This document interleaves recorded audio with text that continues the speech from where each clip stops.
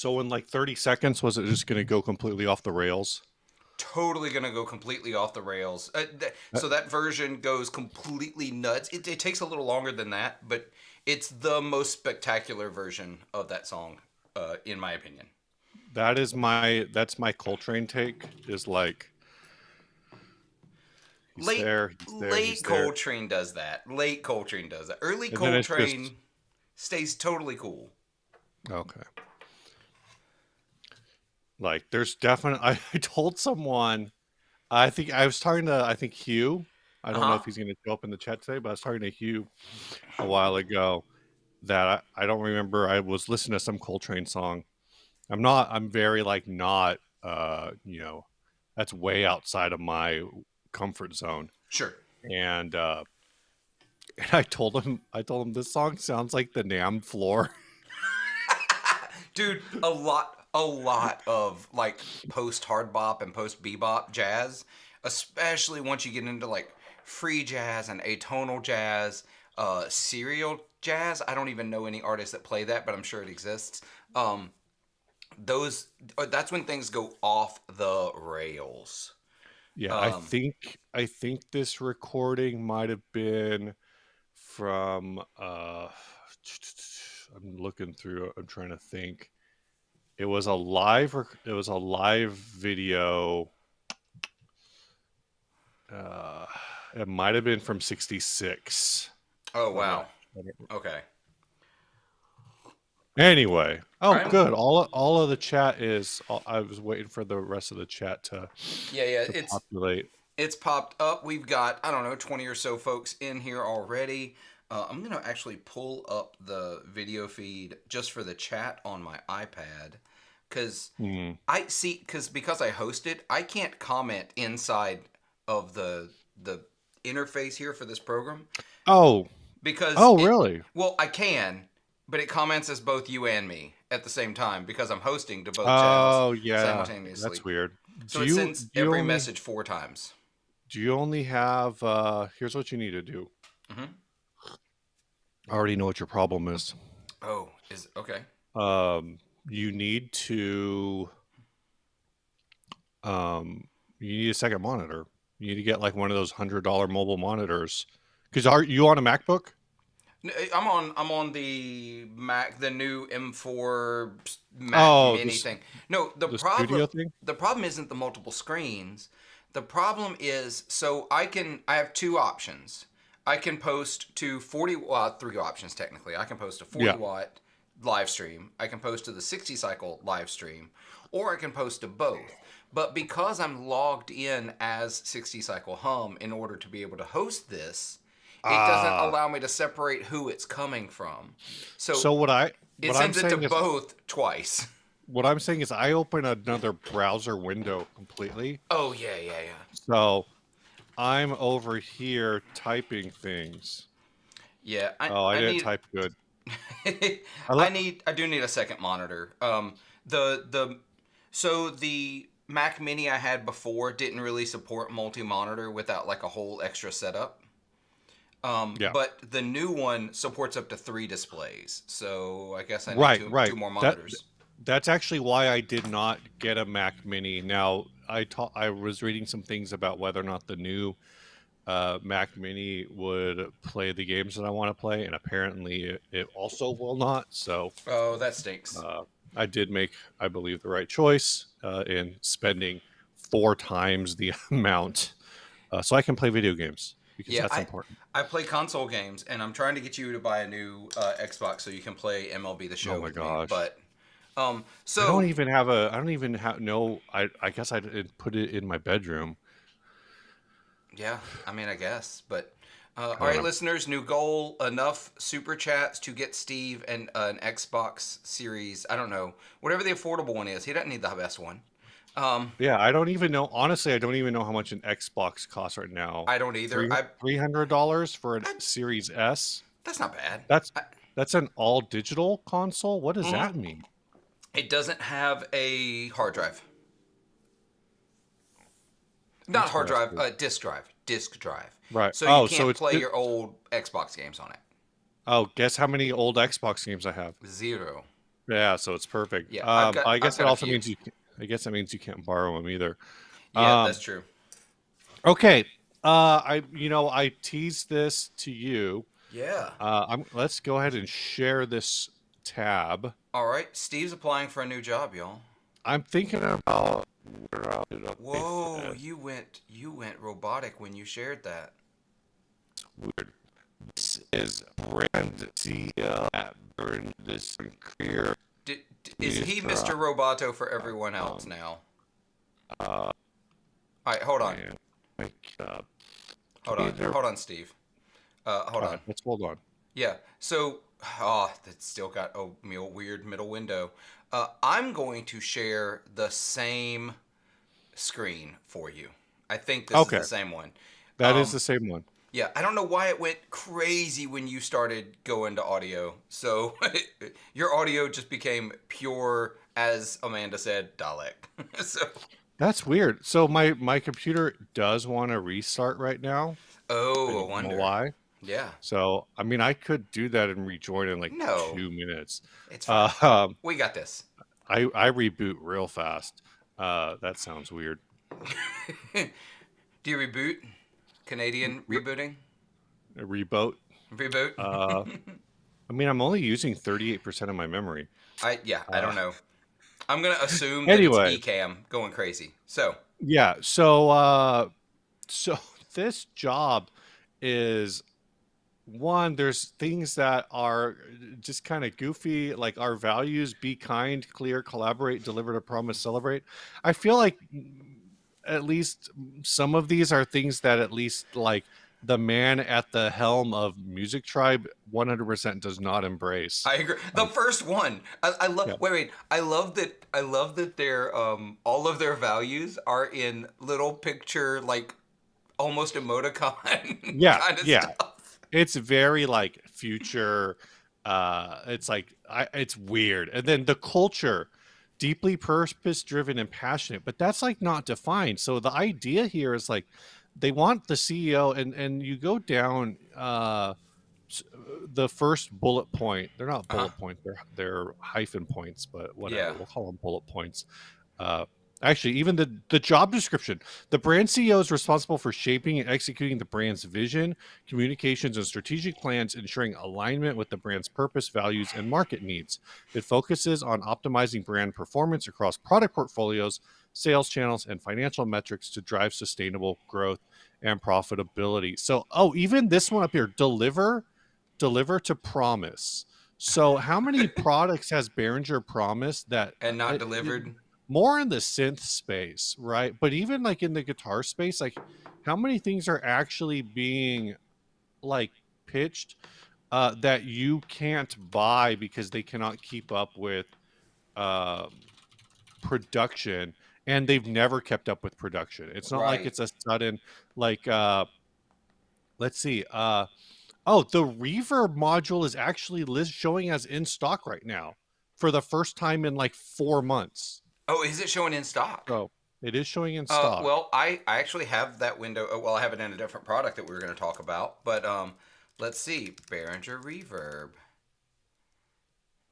It's The Fuzzbender is not in stock. It sounds like it's not supposed to be in stock yet, but it's also uh Look at this. June I still love 2025. this AI product photo. Yeah, yeah. What's their Klon? Is it just called Centaur, right? The Behringer Centaur is not is showing on Sweetwater in stock in May. So I don't know. Anyway, so uh, Yeah. the first thing here, brand vision, define and communicate the disruptive and long-term vision and goals for the brand. I feel like the brand vision of Behringer in the last six months in the guitar space, longer in other spaces, is uh, just go fucking be chaotic. Like it's just absolute chaos, and it's in a way where it's like when they say like disruptive and long-term vision, and there's other things disruptive and digitally minded as a goal. um Yeah. what does like I know like that's a very hot like tech buzzword. Like we need to disrupt the market and whatever, but I feel like their Yeah, but version that of oh wait. disruptive. But that disrupt thing, that's a 20-year-old market buzz term. Oh no, it Can we absolutely retire is. it? Cuz it's kind of old. Yeah. Oh, Oh, Ian says he got the vibe and the brass master. Also, we haven't said hello to anybody. I Hello. know, we need to do that. Let's just see here. Landon, Amanda, good morning. Section 8 guitars, who I've never seen in here, but hey, Uh, hello. I Rob F, really need hello. really need to say hi to Mark Spurgeon, who like chatted like 12 messages before we even started. Oh yeah, good morning, Mark. Noise Bloom, Herschel Schachter. I love that. I love that name. I'm just assuming it's a Herschel Walker reference, but it probably isn't. It's probably just a coincidence. Yeah, that Deja could be his real Deja, good name. morning. He's also real close to Schechter, so I would make that change Mm, personally. yeah, yeah. All right, so here's the thing, and then there's compliance. One of their things is social and planetary advocate. I don't. What the hell does that even mean? Don't Like, know. and that is always the Do, whole. I really want to go back to the disruptive thing though, because Sure, yeah, yeah. the brand vision, define and communicate the disruptive. Do they mean more copyright stealing? Is that what they mean? Do they Right, mean right, more right, trademark theft? right. They're not challenging the status. I mean, and I guess this is their argument, right? Mm-hmm. This is the argument from the Behringer side, Yeah. is that yes, they're not disruptive on the in the sense of like innovation, Yeah. but there is this whole argument about whether or not they are disruptive in terms of, or like what is innovation. Like there's innovation, like here's a new product, and then I guess there's innovation in terms of like Henry Ford didn't make a new product, he made an entire new way to make a existing-ish product, right? That's what I was gonna say. Like, They're changing the price point. yeah, so I know that I think Yuli has actually tapped that like Henry Ford sort of disruption, where he's like, look, like there's no reason that what's the actual price of a full tone Deja Vibe Like is $280. Yeah. $300. $300. The Behringer 69. Now I have seen I did see a early report. I did not look into it. I haven't seen a video, Mm-hmm. but I have seen people say that the 69 vibe sucks. Really, Like, I heard a couple of or people say it sounded really good. or at least I should say it does not sound like I, Deja I, Vibe. okay. Like it's clearly stealing the Deja Vibe concept, but it Yeah. doesn't actually I, like do the Deja Vibe. I think it's hard to say it steals the deja vibe concept when the deja vibe is sort of just stealing the univibe concept. Oh yeah, but I mean in terms of like the graphics and whatever. Well, even the Does the graphics. Univibe have? This is Oh, what I the guess the univibe Univibe looks has like. that. Yeah, that's Yeah, what the you're right. univibe looks like. So maybe it isn't you're right. It's the Univibe. Yeah. That makes it better actually in my head, since everybody's making some version of the Univibe, right? Is Yeah. the like JHS has the unicorn. Now, I want to Uh, see, I want somebody to get me the inside of these because obviously I'm not going to find a schematic. But if I want to see pictures of the inside, I want to know if they're using real LDRs, and if they are, how are they getting around ROHS? hmm. That's what I want to know. How are they getting the vibe effect in these? Are they just digital, or are they doing it the right way and they're just like, screw ROHS, we don't care? I'm I, sure they're not saying screw exactly. I know our they're not. OHS. I know they're not. But Because Philip, that would not be that you would not be a social and planetary advocate if you did not comply with your region's environmental laws. That would I, not be I want to be the role of pedantic. I want to planetary be advocate. pedantic a little bit here, real bad. I want to be real pedantic here, or at least a little nitpicky.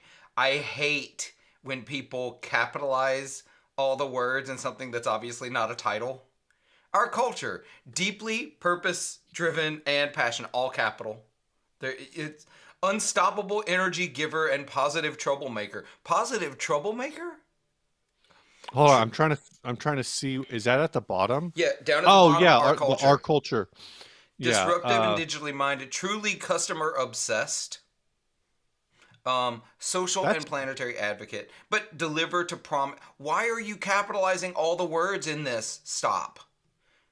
What they really need, they need to hire a copy editor before they hire a brand oh leader. my gosh. So here's the thing. It's 2025 now. Right. I think It we can. is? I think we can all agree on that. Um, that's the slowest way to do it. I believe the first 60 cycle hum episode came out in like January 2020 or 2014. Are y'all 11 So years old now? I believe so. Wow. Um, I'm trying to figure out the easiest way to look at the entire podcast library, I mean, and I'm at not. I'm 11, just. y'all are real close to puberty, man. I mean, Uh, but my point being is they're looking for these qualifications are so loose. yeah, Professional experience, minimum 10 years in brand management with proven track record. I don't know what a proven track record is, but arguably I have had over 10 years in managing this brand right? in one way or another. Um, strategic leadership, proven ability to lead and inspire teams towards achieving aspirational and long. I mean, I don't know. That's just vague. That's just nonsense. I'm basically, if when I go into this interview, my job is to convince Behringer that Ryan is actually my employee, and that yes. I'm actually the CEO of 60 Cycle Hum, and Ryan and RJ report to me. They're contract Uh, employees. innovative solutions development. Uh, I mean, I got us on the Patreon train. Does that count? I don't know. I still think Uh, your discovery of pirate ship was pretty innovative. You were the one who told me about it. no, I got that from Andrew Renard. Shh, So, you got that. You delivered that well, what I should on your say is own. I collaborated with other members of the industry to come up with creative solutions to shipping problems. Yeah. Oh, that's And man. That don't forget Brian. I mean, Brian's an employee too. this probably legitimately like pirate ship probably saves us somewhere north of 10 to 15% on shipping. I think I saw a thing last year that uh we saved because everybody's doing these damn recaps, Steve, do you right? get paid? I do get paid. You do. He does get paid, um y'all. we get everybody's doing these recaps. I can't even find the recap now, but I had an email saying from pirate ship saying Hmm. that I saved like $250 Oh, last year or nice. something. Your 2024 year in review shipping, yeah, $259.14. My top destinations were California, Texas, Massachusetts, New York, and Pennsylvania. I shipped 106 packages and utilized USPS the most. Also, despite the fact that Canada Post is back up and running, it is still cheaper right now to ship to Canada via UPS than it is Oh, USPS. And I know I'm, support USPS, support division, whatever, but I'm not paying an extra $7. yeah. Come I on, get it. I give me a get it. break.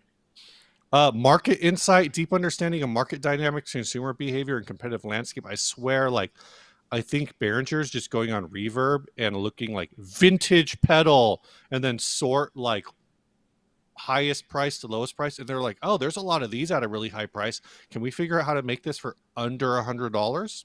Yeah. That's the market. I mean, that's what it feels like, right? I mean, at least that's the Klon. That's kind of like the fuzz bender, right? Yeah. Yeah. No, uh I'm trying to figure out why there's this middle bar between us from ever since you shared. Like, I can't get it to go away. It's so, Steve. I feel like we're growing further apart. Yeah. Yeah. I can't make it go away. That's fine. I don't know. I think you're qualified. You should apply, but I don't know that you want to move to Germany because it looks like you need to be in Germany. yeah, Willits, Germany. Yeah, I don't know that you want to go to Willis, Germany. Where's Willits? This is like a farm. I mean, so here's the thing: is like I look at it and I go, "This looks like a farm town." But the problem is that in Germany, everything looks like a farm town.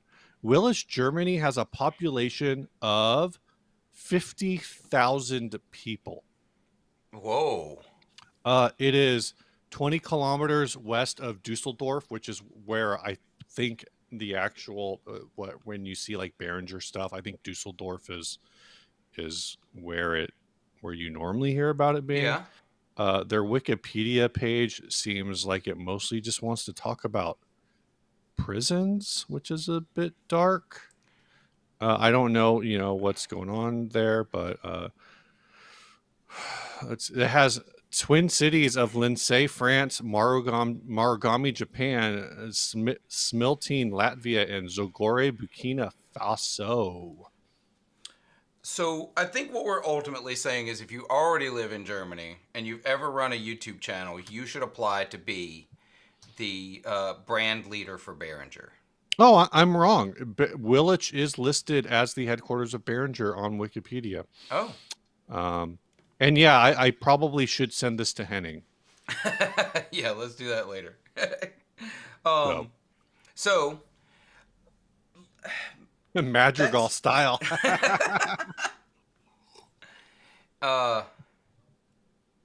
50K is Burlington, Vermont. Yeah. I Vincent Ross says Berlin does not look like a farm town. I 100% no, I get it. I was poking a little fun at the guitar industry because what Thomann is in is it Trestle? I forget what the town Thomann is in, but it's like the same sort of thing where it's like I was trying to look it up real fast while you were talking. It's in Treppendorf. Yeah. Treppendorf, from what I've been told by Ryan, has like a population of like 12. Like, I mean, it's not that small, but it might I think it's Treppendorf is like it's literally half the city is Thomann. Yeah, that's what I get from the videos, from what everybody said. Michael Krause, you're fine. You're not that late. We've only talked about Behringer. It's fine. We don't hit our stride until hour 2 anyway. That's when all the coffee kicks in. Treppendorf is so small it doesn't have a Wikipedia page. Treppendorf is so small that that one website refers to it as a human settlement. Wow. Like, I can't even find this. This says that the population of Treppendorf is 760. Oh, that's Trebendorf. That's a different. Yeah, that's a different place.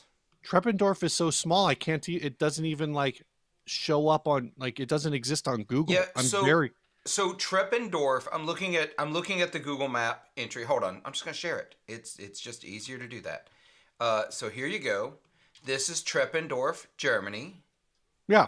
You see that big parking lot at the top? That's Thomann. Essentially, this is all Thomann. Yeah. It's Thomann and the people who work at Thomann. That's who lives. No, the people who work at Thomann all live in like what's the nearest? I forget what you fly into when you go to. No, it's not. You can't do that because I think the nearest airport's like 2 hours away. Yeah, it's Frankfurt. Yeah, but look. Oh, I think Thomann. Here's Thomann. Here's wait, no, not the apartments. You don't want the apartments. Here's Thomann. Here's Thomann. Thomann. The whole town is Thomann. Period. It's all of this. Joey, it's not even like the Sweetwater of Germany because Sweetwater is just a random like set of warehouses in the middle of a cornfield outside of a city. Like Fort Wayne exists. Fort Wayne. Yeah. Let's put a comparison here. There's Fort Wayne and Sweetwater. So I was looking at it, and I believe when you go to Thomann, like when they do their events, they actually house everybody in Bamberg, which does have a population of like 80,000. But I don't know, like it's still like Bamberg. Let's see, Bamberg from from Toman Music Store to Bamberg is 23-minute. It's we're giving me in kilometers, so it's about 12 miles. Yeah, so Toman is 12 miles outside Bamberg. Bamberg. I'm not seeing Bamberg. I'm It's seeing no, Bamberg is north. Bergbrook. North. No, Bergbrock is just it's way northeast. Bergbrock is like a Oh, I 2 see it. kilo. I see it. I see it. Two are they clicks? Is a kilometer a click? Yeah, kilometers a click. Yeah, it looks like it's like 10 miles, 10, 15 Yeah, miles. yeah. Okay, got it. Yes, Fort Wayne is a city. So we'll go back to this setup. Now that we've done the geography side of the live stream, Yeah, why yeah. does it always come back to geography? Why, Steve? Why does it Because I always? love geography. That's why. So do want to talk about a couple of the obviously NAMM's happening in I'm headed in 3 days. You're headed in four Yeah. days. Um, You're growing up Wednesday? yeah, I'm going up Wednesday. I'm going to fly in Wednesday. Up. You're flying. Yeah, you're not going up. Yeah, Technically, I'm well, not going up either. I'm going up and around. oh, okay, gotcha. Up and around. I'm Like I going. have to go around. I guess I am relatively going up, flying. Gonna get in the sky. Um, But then you'll come back down, and you might be lower when you get. that's I'm not true. sure. That is true. I don't know. But there's a few things that have already announced happening. Hmm. Not Hmm. just for NAMM, but like I'm talking product releases or company news. There's a couple I want to talk about. There's probably a couple you want to talk about. I'm really, really excited about a couple of them, and I think we should talk about them real fast. And I want to talk about this one. I saw all these. I saw these posted. I don't really know a lot about them. So you've Just seen the tube amp expander, the one they made before, right? yes, So it's yes. essentially the beauty of it. It is a load box. It is an IR loader. It's attenuator. It does all the things like the aux does, except that it also has the big version, the big full Hmm. size version, Hmm. has a 100-watt power amp built in.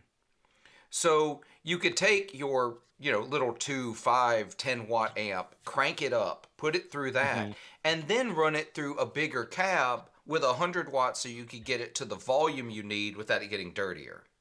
Oh, interesting. So Yeah. the original one was just attenuation only, No, no, no, it did everything. So but let but I'm saying, did the old one have the let me find the old output? one. Yes. So that's what I'm saying. The old one did. Yeah. Here we go. It did power amp. It adds an effects loop if you need it after your amp, but Mm-hmm, before the hmm. extra output amp. Headphone outs. It also has reverb and delay built in, so Right. you could do all that stuff inside the unit. It may even have more than that. I don't know how many effects. Reverb, delay, and compression. It looks like. So I'm trying to figure out what exactly you're losing. I So guess I in guess the a bunch of outputs. yeah, in the smaller one, let me. I promise I know how to work a web browser, y'all. This one, um, you lose a little bit of the extra functionality, the extra ins and outs on the back. Also, the power amp in this one is only 30 watts instead of 100 watts. Oh, okay. I thought you had said it was still 100 watts in No, the no, no. core. So you That's where I was lose you confused. lose wattage in the core, but that's fine. Also, it brings the price point to something that's really, really approachable. Yeah. This is Yeah. Captor X competitor all day long. Hmm. Um, so Mark, we're going to talk about this, and doesn't work with a rectifier. It does. They say that in some cases it does not work well with a rectifier. Ola England did a video that I don't know is actually out yet, so hopefully I'm not breaking anything there.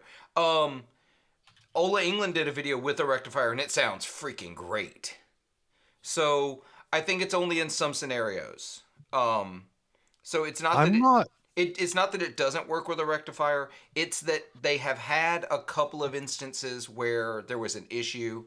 I don't know the exact situation when it would be a problem, but I have heard it work with a rectifier, and it sounds great. So I'm like trying to blitz through these descriptions, and I'm not actually seeing any power amp specified on Sweetwater. well, then they need to update their listing because I was told by boss. Let's see. Let's look at the Boss website. Yeah. Yep, there it is. Integrated 30-watt Yep. reactive drive power amp is listed on the Boss website with continuous volume control. What is, I guess, versus like a lot of attenuators have like a click. So Joey, we need to talk about this. For $700, I can build a decent ISO box and actually crank a speaker. This is not. This is not. You're thinking just attenuator. This does so much more than just attenuating a speaker. This is amazing for live use. It's amazing for. Think about the people who love the sound of like little Fender champs, right? They love the sound of a Fender Champ, but it's never loud enough to compete with a drummer. Well, you use this with your Fender Champ, run the output of the power amp inside into another speaker, and you can actually get the volume on stage, but the tone of your little Champ that you love. Yeah. If your amp doesn't have an effects loop, this gives you an effects loop with your amp because you can add it between the output of the amplifier and the extra speaker that you're running it into. This does. It also gives you MIDI control. It gives you reverb and delay for your amps that don't have it. This does a lot more than just an ISO box. It also gives you like line outs, Yeah, MIDI. Is will the USB work as a recording interface as well? I do not know. I think I'm gonna assume the USB port is only for. Yep, USB port allows you to skip the audio interface altogether and output your process signal directly to your computer for Yeah. recording. So this is basically like you said, it's like two notes. Yeah, this is your one-stop shop for all things amplifier. And I mean, I don't think they have like the emulation of going on that two notes does, but you can run that through yeah, so Helix it's native or whatever. got. They say that it's got on board. Sorry, I need to resize it again. 32 true to Oh, life cabinet emulations with Celestion digital mic impulse responses and 64 user IR slots. oh yeah, on the front there's rig Yep. 1 through 10, so that must be some kind of digital 10 recallable rig settings for storing your favorite patches. We don't need no stinking patches. but and yeah, and all of that is MIDI controllable. Frankie Bebop, Philip was playing my favorite things at the beginning Yeah, I was playing the on. Coltrane Well, I version think of My actually, Favorite Things. I think it was when we first connected, not but after or before the show started. Yeah, I was just going. Let's see, because I think he does it in 3.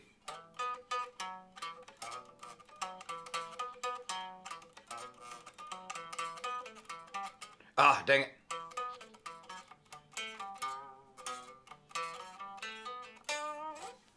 Anyway, it's a cool tune. You got to listen to the Coltrane version of it if you're not a fan of the tune. It's absolutely monster.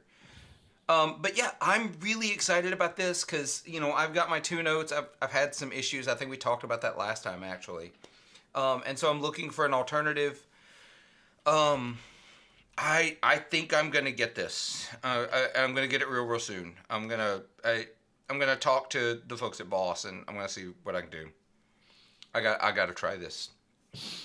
I'm really curious about that statement though about the Mesa thing. And Yeah, they're saying, I guess that's on the website, or yeah. it I was in the think it video. may have been in a video. I think maybe the website said it.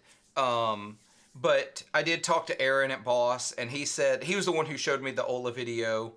Mm, Said it sounds really good here, but have been a couple of people who have had minor issues because I told him about the issues I'd had with my two notes and how I was told that some amps just have issues with a few of the production models because they had like some parts variants. right. And so he told me he asked me which amps I was using and having trouble with because I think he wondered if it was rectifier. which Oh, gotcha. which are not my flavor. I haven't played a rectifier amp since the 2000s. So, um, It makes me like thinking about it. It makes me wonder. Though typically, if the tube amp expander is rated for amps at 100 watts, yeah, I are up to 100 watts or whatever, I would actually think that means their attenuator is probably good for up to 200 watts. That's historically in just load box yeah, attenuation and reactive load, or I guess it's non-reactive load, but it's just using a resistor load. Um, so it's not really emulating speaker behavior. It's just like a big ass resistor in the line, right? Um, that would be what you would expect. So that you're handling way more, because my first thought is like, well, maybe those two amps at like 100 watts or whatever, um, it could be an issue. I'm reading on the gear page some people theorizing rectifiers you don't have a negative feedback loop in modern mode, so they're very sensitive to load. So it that's could be possible. something where the new version isn't like as reactive as the older version. Like they're using a different sort of thing. Um, which that's kind of like what I was. I mean, I don't know about negative feedback Yeah, uh, I'm just now starting to systems, get but into it, so I know enough to know that it exists, and yeah, that's all I yeah. know. And someone's saying that actually that they you see apparently have issues with it as well on the original tube amp expander. Okay, so it may just be Um, something in the way those amps are designed and the way this load box works that just don't jive. yeah. So Um, I mean, but it's so do we, Steve? I'm gonna put this on the screen. Do we want to talk about apparent this?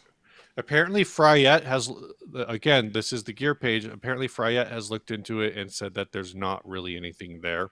Okay.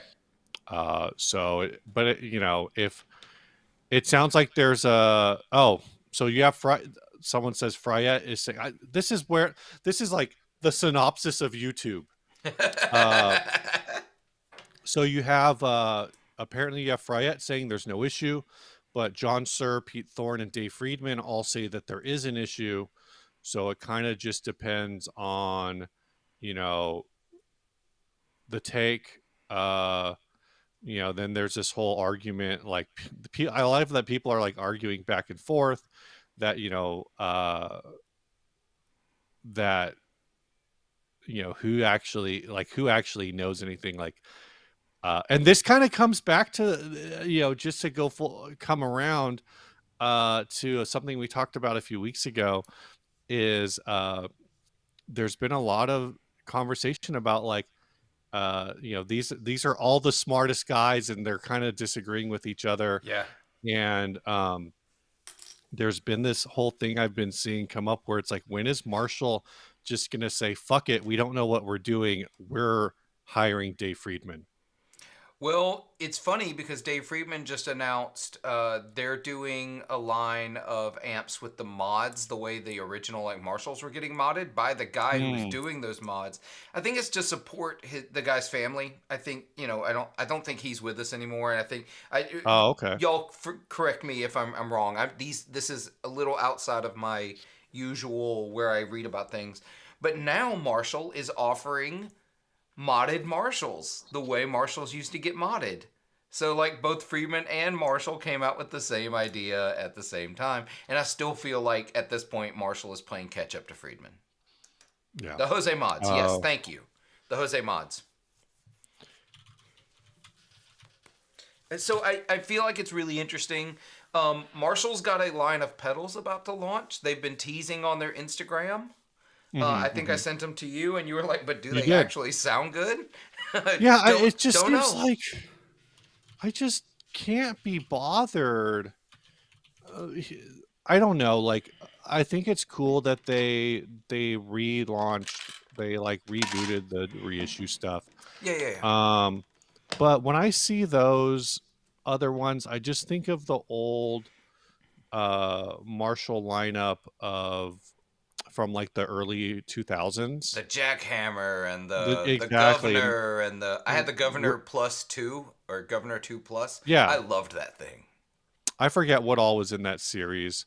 The Blues Breaker 2. Let's see. There was the Governor Plus, the Blues Breaker 2, the Jackhammer, the Compressor, the It just Reflector, Echo Head, Super Vibe, Regenerator, and Vibratram. And for all intents and purposes at the time, they were supposed to be pretty good pedals that just, I don't know, they just didn't catch on for whatever reason. yeah. Um, So with the governor too, just as an interesting aside, just because I feel like it ties into y'all at 60 cycle hum. A lot of people think that you remember the Dan Electro Daddy-O drive? yeah, it's A lot of supposed to be a Governor, It's a right? governor. A lot of people think it's a tube screamer. It's actually a governor.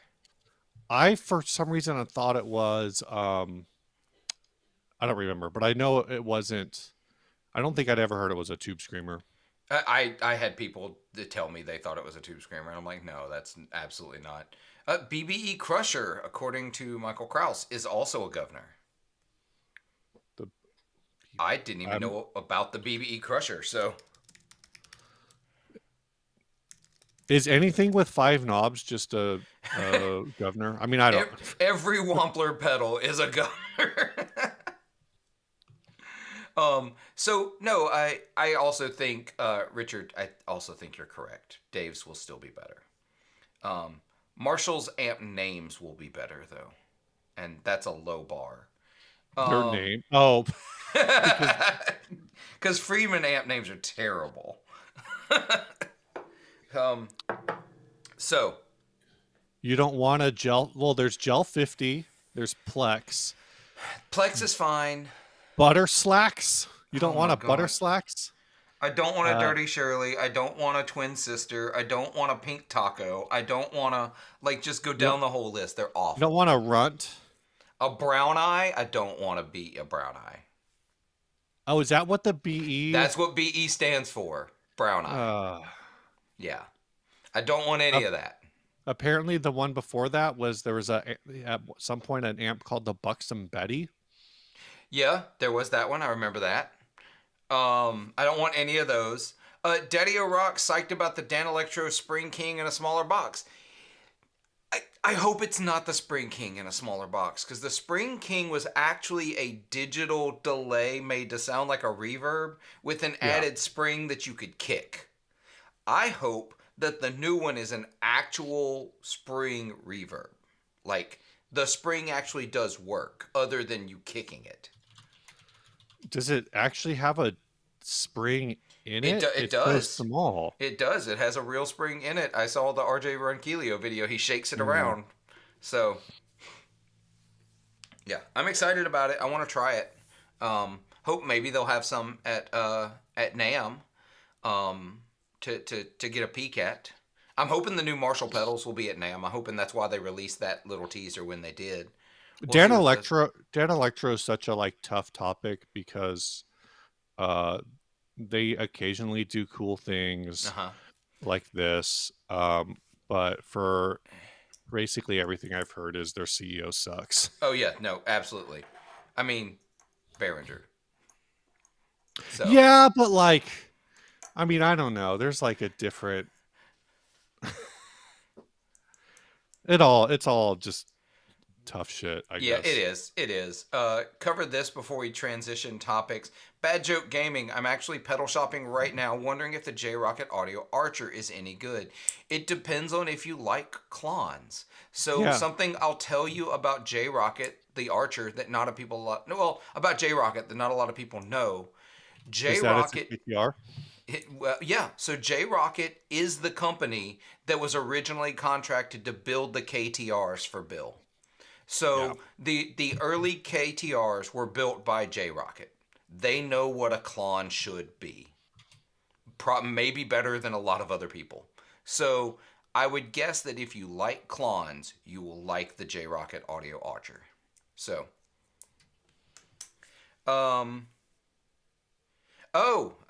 so Bad Joke Gaming, welcome to the meme then.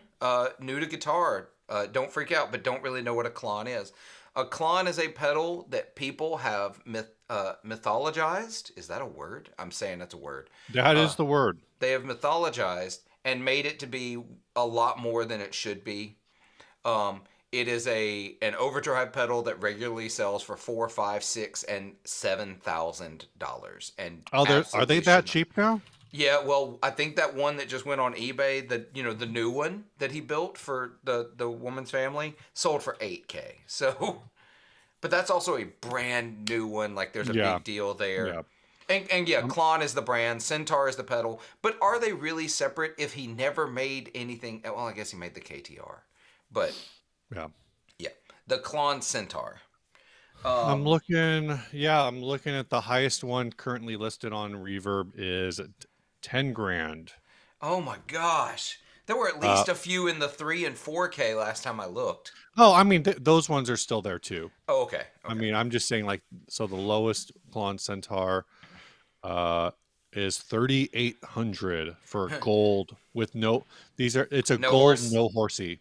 So, Ian, Jeff Beck's is up for auction. You're correct. There is at least going to be a 0 added to that in total.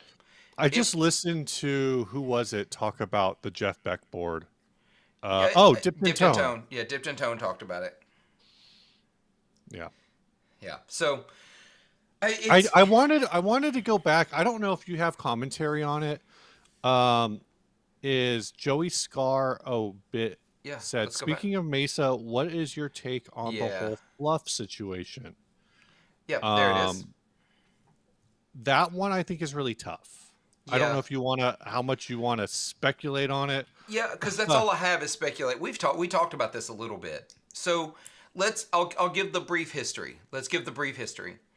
Uh, Randall Smith decides he wants to sell Mesa. Gibson Yeah. makes an offer on Mesa. Gibson acquires Mesa. Now, here's where it gets into that part is fact. This part we know. Now, here's the part where it gets into speculation. When Gibson acquired Mesa, there were questions: is Randall Smith staying on? Is he going off? What's he doing? The normal business method for an acquisition like this of a company is Mhm. that the previous owner stays on in some capacity, usually advisory. That's the word I wanted. Advisory, maybe actually still in design, maybe still in, that kind of role. But typically it's a 3-year to 5-year contract where at the end of 3 to 5 years, they leave. You see it all over the place. It happened at Fender when Leo Fender sold to CBS. It happened at I'm pretty sure that was a similar thing when Novo, when Dennis Fano sold Fano to Premier Builders Guild, foreshadowing another topic I want to talk about.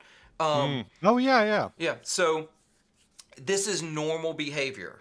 Now, what has happened since then? Randall Smith has left Gibson. Randall Smith has said he was fired. Gibson is saying that he's retired. He left. What I'm going to speculate. This is Philip's opinion. Gibson doesn't work with me. Mesa doesn't work with me. I have no. After you make I've whatever met Fluff twice. after you say whatever you're going to say, Gibson won't work with you. I No, I know. don't know. I know. I don't know what you're going to say, so. So here's what I speculate. I think that it was always in the contract because the timing is too perfect. That after Mhm. 3 years, Randall Smith was going to ride off into the sunset. I Right. think that Randall regretted it. And he wanted to stay. He wanted to stay on board with Mesa, and Gibson probably stuck to the original contract. So I think Mhm, both of them mhm. ended up with some bad blood. And so they're both not happy with how it all shook out, right? Yeah. So I think that was the contract. I think he was always intended to stay on for 3 years after acquisition to help the transition over. And then he was supposed to ride off in the sunset into retirement, which he should. He's been doing this forever.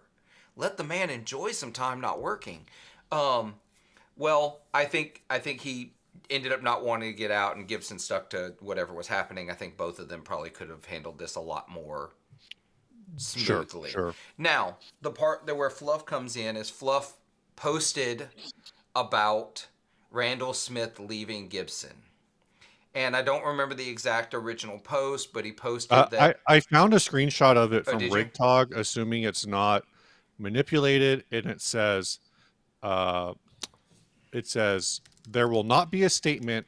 Randall was fired last week. Employees were told he retired, and they didn't believe it for a second. Yeah. So I don't know if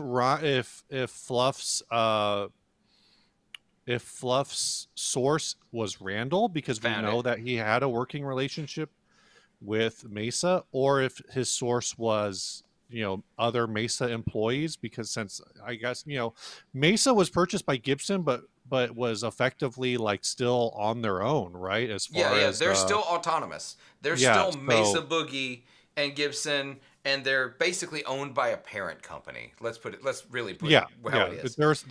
they're an independent subsidiary or whatever. Yes, exactly. So, um, Ryan posted this, and Hmm. then according to his video, I'm sharing it on the screen here because I did find it. Thank you for telling me where it was. Um, uh, so I suspect that, and the way he tells it is Gibson reached out to him. Gibson slash Mesa reached out to him, asked him to take that down. He said it was up for 20 or 30 minutes, but by then it had already been screenshot, and it started popping up, and then Gibson cut ties to Ryan Yeah. to Fluff. It's messy, and it absolutely could have been handled better by all parties. Um, Oh, for sure, for that sure. it just came down to Fluff shared something that wasn't yet public and wasn't going to be public. Apparently, I don't know. Um, Randall obviously isn't happy with having to leave Mesa, but I do genuinely believe that was always the plan, and he just didn't want to do it. Um, Mhm. I, but I don't know. I don't know Randall. I've only met Fluff a couple of times. He seems like a decent dude. Um, I've met people at Gibson, and y'all, contrary to what you may think, the people that actually work at Gibson, not the investment brokerage firm that owns them, the people Right. that actually work at Gibson are decent human beings. Um, so I don't know. Um, I Yeah. really don't know. The bad guitar says Fluff also said he's never going to feature any Gibson or Mesa products again on his channel. You know, again, like I don't. Uh, It's kind of like a tough space, um, because I don't know. I know the impression, at least, and I don't know the specific details, was that he was not just like a YouTuber who partnered with Mesa, right? But that he was actually on their artist yes, roster. he was on their artist roster. So, uh, a YouTuber, um, like if my Ryan, not Ryan Bruce, Yeah. the Ryan that, as I previously stated, as CEO of 60 Cycle Hum, works for me. Uh, if he was to say like, "Hey, I found this piece of news and I'm going to share it," like then he could kind of claim like, "Well, we've never worked with Gibson directly, and we've never Right. worked with Mesa directly. Actually, we've just never. I don't think. Oh no, we did some stuff through Sweetwater for Epiphone, um, and that the whole, sorry, I lost my train of thought. Wow. It's okay. It uh happens. if we were to break it on our channel and Gibson was to say like, "Oh well, we're not going to work with you anymore," it's like, well, you weren't working with us in the first place. Yeah, We don't have a exactly. relationship. And whatever that information is that we would find, we would have to find it from somewhere where we'd say, "Look, we weren't the leak. We just found it on the Gear page or Reddit or whatever, and we're just reporting news as like a pseudo journalistic entity." I refuse to think of us as journalists almost ever. Yeah, yeah, um yeah. Citizen we're journalists. at best we're an op-ed board. uh but At best, we're loudmouth enthusiasts. yeah, that's what op-eds are, dude. Op-eds are so bad now for like sports, because I swear I get a notification every day that's just speculating on Padres rumors, and the rumor is like, I always make this joke with people where it's like, well, I read on the internet that this thing, and people are like, where did you read that? I'm like, well, I just typed it and posted it, and then I used myself as my own source, because now it's on the internet. I mean, that's what Uh, AI does. So, oh my god, right? So anyway, so that would be different, right? And then we could have an argument with Gibson saying like, hey, look, like we're just reporting what's out there, whereas this is a situation where uh Ryan Fluff like may have had access to some sort of insider information, right? yeah, Or whether that's an employee there, when the whole, I guess like the closest equivalent to us is if somebody uh who you know worked for Fender knew about the layoff ahead of time. Like right. the person that we use as our marketing contact at Fender sent us an email and said, hey, I don't know what things are going to look like next year. Things are getting really dicey and there's going to be more news on Monday and it's not good. And then we just took that and reported it and said, hey, yeah, we're hearing from Fender that something really bad is going to happen next week. Like, yeah, Fender 100% has the right to be like, okay, fuck you. Like, Oh, screw our guy for giving you that information in the first place, our marketing person, but also like that was shared with you presumably with some sort of confidence, not for you to just go and make a YouTube video or a random Facebook post about. yeah, um I don't know the situation there, and I know that there is a whole, sometimes this business is hard because it's business, but also like it's like you're doing business with your friends. exactly. That's it. uh That's the thing. Is what really a lot of guitarists get mad is because we're in an art. Even those of us that are probably more yeah, collector than yeah, player anymore, um, it's still in an art, and we don't like business. But this stuff is business. It yeah. is business, and it has to be run like a business. Um, Richard Nagamitsu says what Fluff did wasn't wrong unless he was a financial stakeholder and benefited financially. I don't think there's necessarily like an ethics thing here. yeah, yeah. I wouldn't say that what he did is wrong. Like, Yeah, he didn't do anything wrong, but it's also, was it the best move? yeah, Was it was so? I do want to bring this up though. Speaking of Richard, let's add this to the conversation. I'm going to try to get it centered here so it won't bother me. Okay, this will be controversial. Do working musicians care enough about the recent Mesa issues to switch gear, or is the buying population a bunch of old dudes with money? Yes, that's it. So it is a bunch of old dudes with money for the most part, probably, because all the artists who cared about gigging or recording original Mesa Mark Ones. I mean, the dual rec, whatever, you know what I mean. They've got them. They've already bought them. They have them.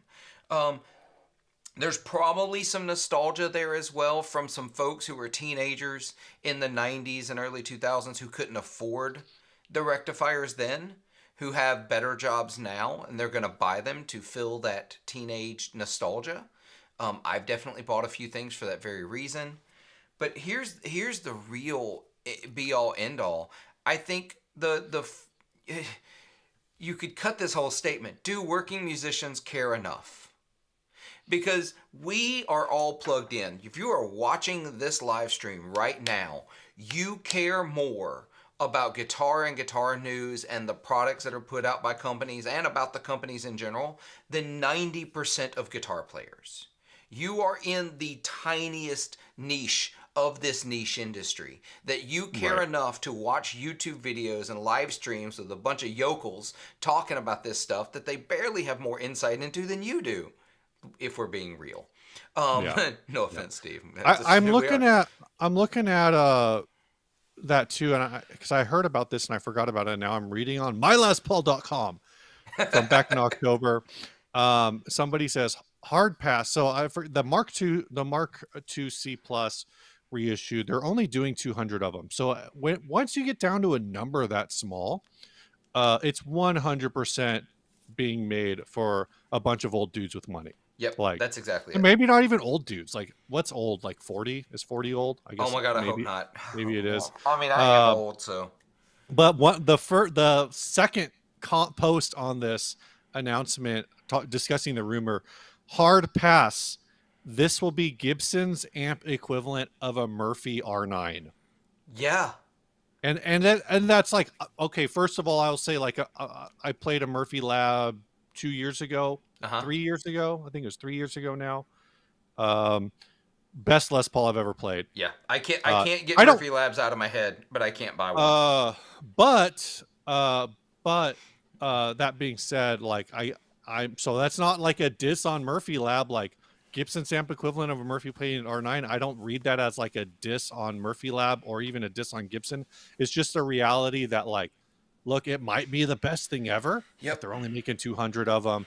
It's an extremely limited run, and extremely limited runs tend to just go to collectors. And The some the people are most saying like the reason it's limited is because apparently they basically they're new old stock.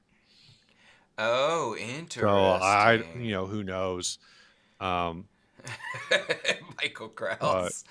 Old is 8 to 14 years older than your current age. I mean there's probably something to that, but So the put it in perspective. The most money I've ever spent on an instrument. It's an amount that I'm not comfortable with. But it's because it was a limited instrument made to a spec for an artist, and they did it 12 years ago now. And when I found one at a reasonable price, which is not reasonable, it is not reasonable, y'all. But I bought it because was limited and it was what I wanted, and I found a way to make it happen. I sold a lot of stuff to get it. okay, Actually, what was it? You're gonna say what it is? You're just actually, it's gonna this one. dangle this? It's the Luther Dickinson Oh, 335. okay.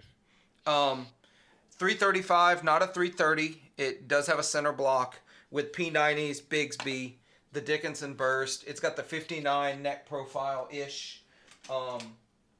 That it made in Memphis, Tennessee. It's just a monster guitar, and I wanted it really, really, really bad. I hunted one for 2.5 years. And so that's the thing. When you make something limited, it becomes desirable because while this is a niche in a niche in a niche, and yes, I'm saying niche, so it creates a value for a limited number of people, and those are the people that are going to hunt this out, and they will sell. They will sell these out, just like they sell out every Slash Les Paul, just like they sell out Yeah. every wild, ridiculous collector's thing they make. I always feel like left out of like the expensive gear buys. I mean, I guess like I don't know if I'm trying to think what the most expensive guitar Ryan may have actually purchased might be the Hallmark Swept-Wing, which I think Oh was like yeah. $1,000. The most I've paid for anything currently in this room, and I think it's the most expensive gear purchase I've made, is actually right there. I hate trying to use the camera. You can barely see it because it's pink, but Oh. it's the pink Caroline Meteor Oh Meteore. wow. I paid $700 for that. I have paid more than I want to talk about it. But it was a charity Oh, that's right. a charity raffle thing. Yeah. So I'm never gonna get, whatever. It's like I I had went to a little zoom in. I had crazy to with try it. to zoom in, and I'm trying to see if I can zoom in for listeners. I can't, but But it's there. that pedal costs more than my Les Paul. Yeah. My Les I Paul, I paid $550 for that Les Paul, which is I did not buy it as an investment, but it yeah. makes me think like maybe I should buy some more Gibson.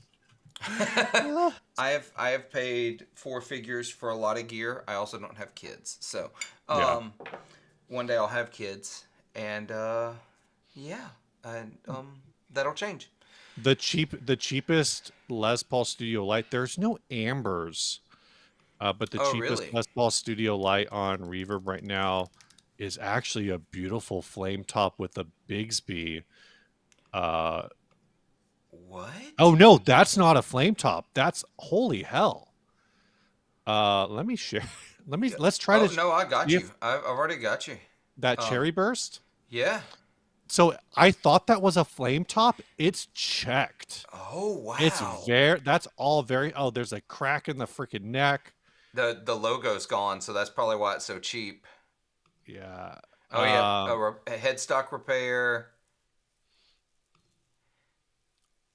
Oh yeah, it's had some headstock trauma Yeah. because that's why that logo is like that.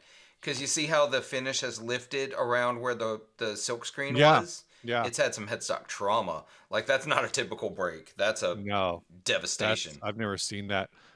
There's another one that's got some laminating I, going on yeah, but dude, with this thing's some of the got finish. vibe. It really does. I God, 950 though. I'm gonna watch it and see if they I make me an offer. I kind of wonder what I do. Kind of wonder like what. Oh, these are Gibson. Oh, gross.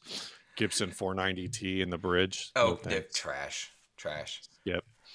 Um, but my point is, I paid 550. I actually don't see any ambers right now. That doesn't Yeah, mean it's a rare color. It just means nobody's selling them. yeah, Um, no, 100%. but even like again, the cheapest busted up one is 950. So I'm pretty sure I could like list mine for 1,000 if I wanted to. I'm I not have a going to. I have a ton of stuff that I bought that I could flip for more money than I paid for it.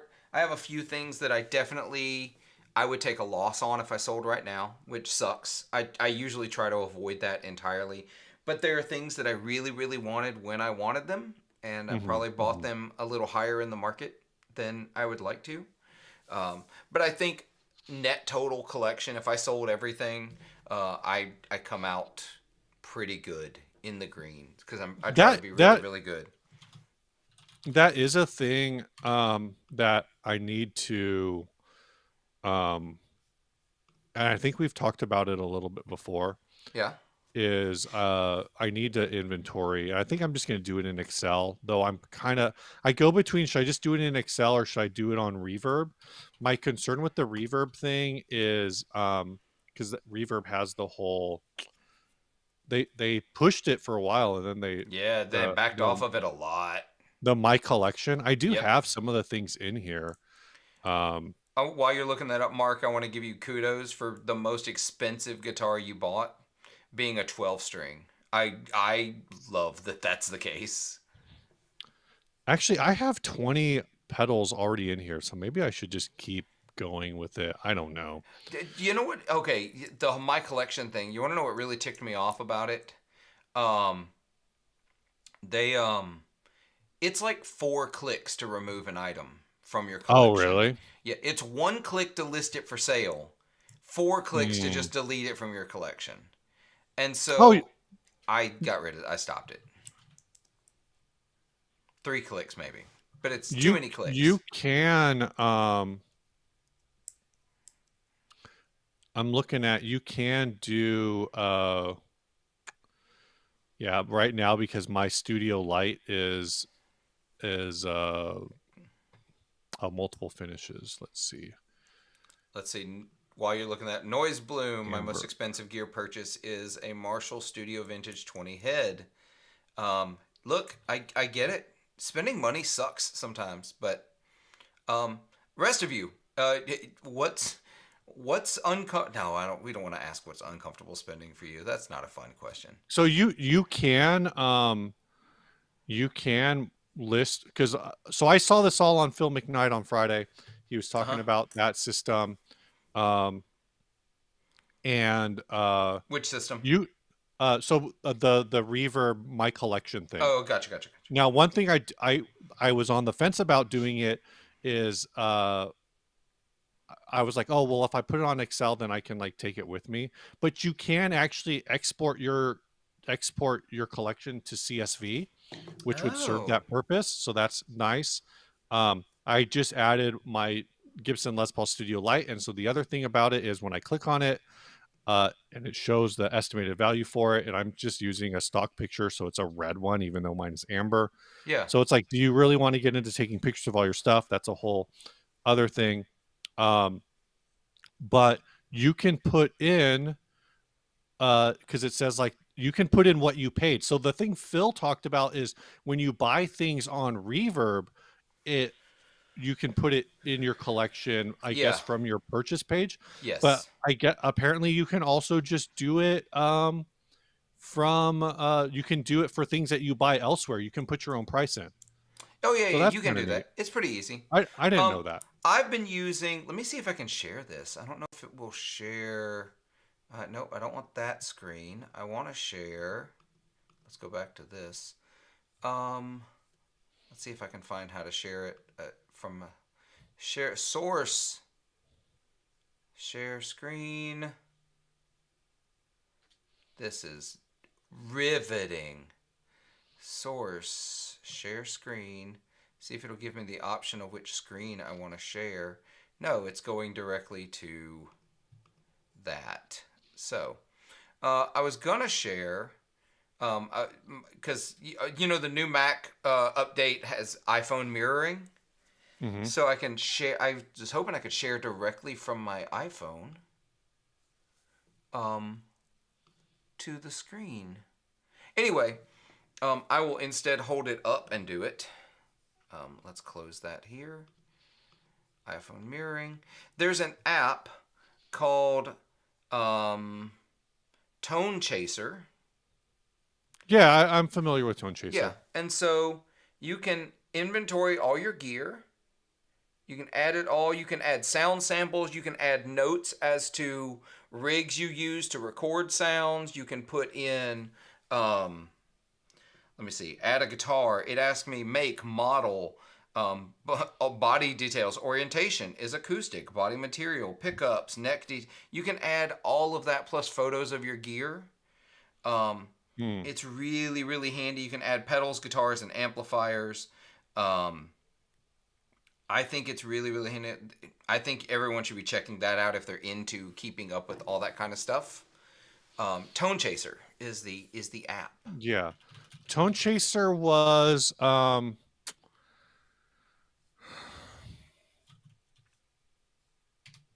I don't know. I don't want to say too much about Tone Chaser.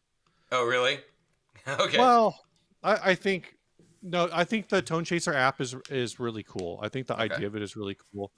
They reached out to us, I don't remember how long ago, and I think they just were at the time and probably still now, to be honest, like um punching way above uh Oh, they were trying to punch above their weight class kind of thing.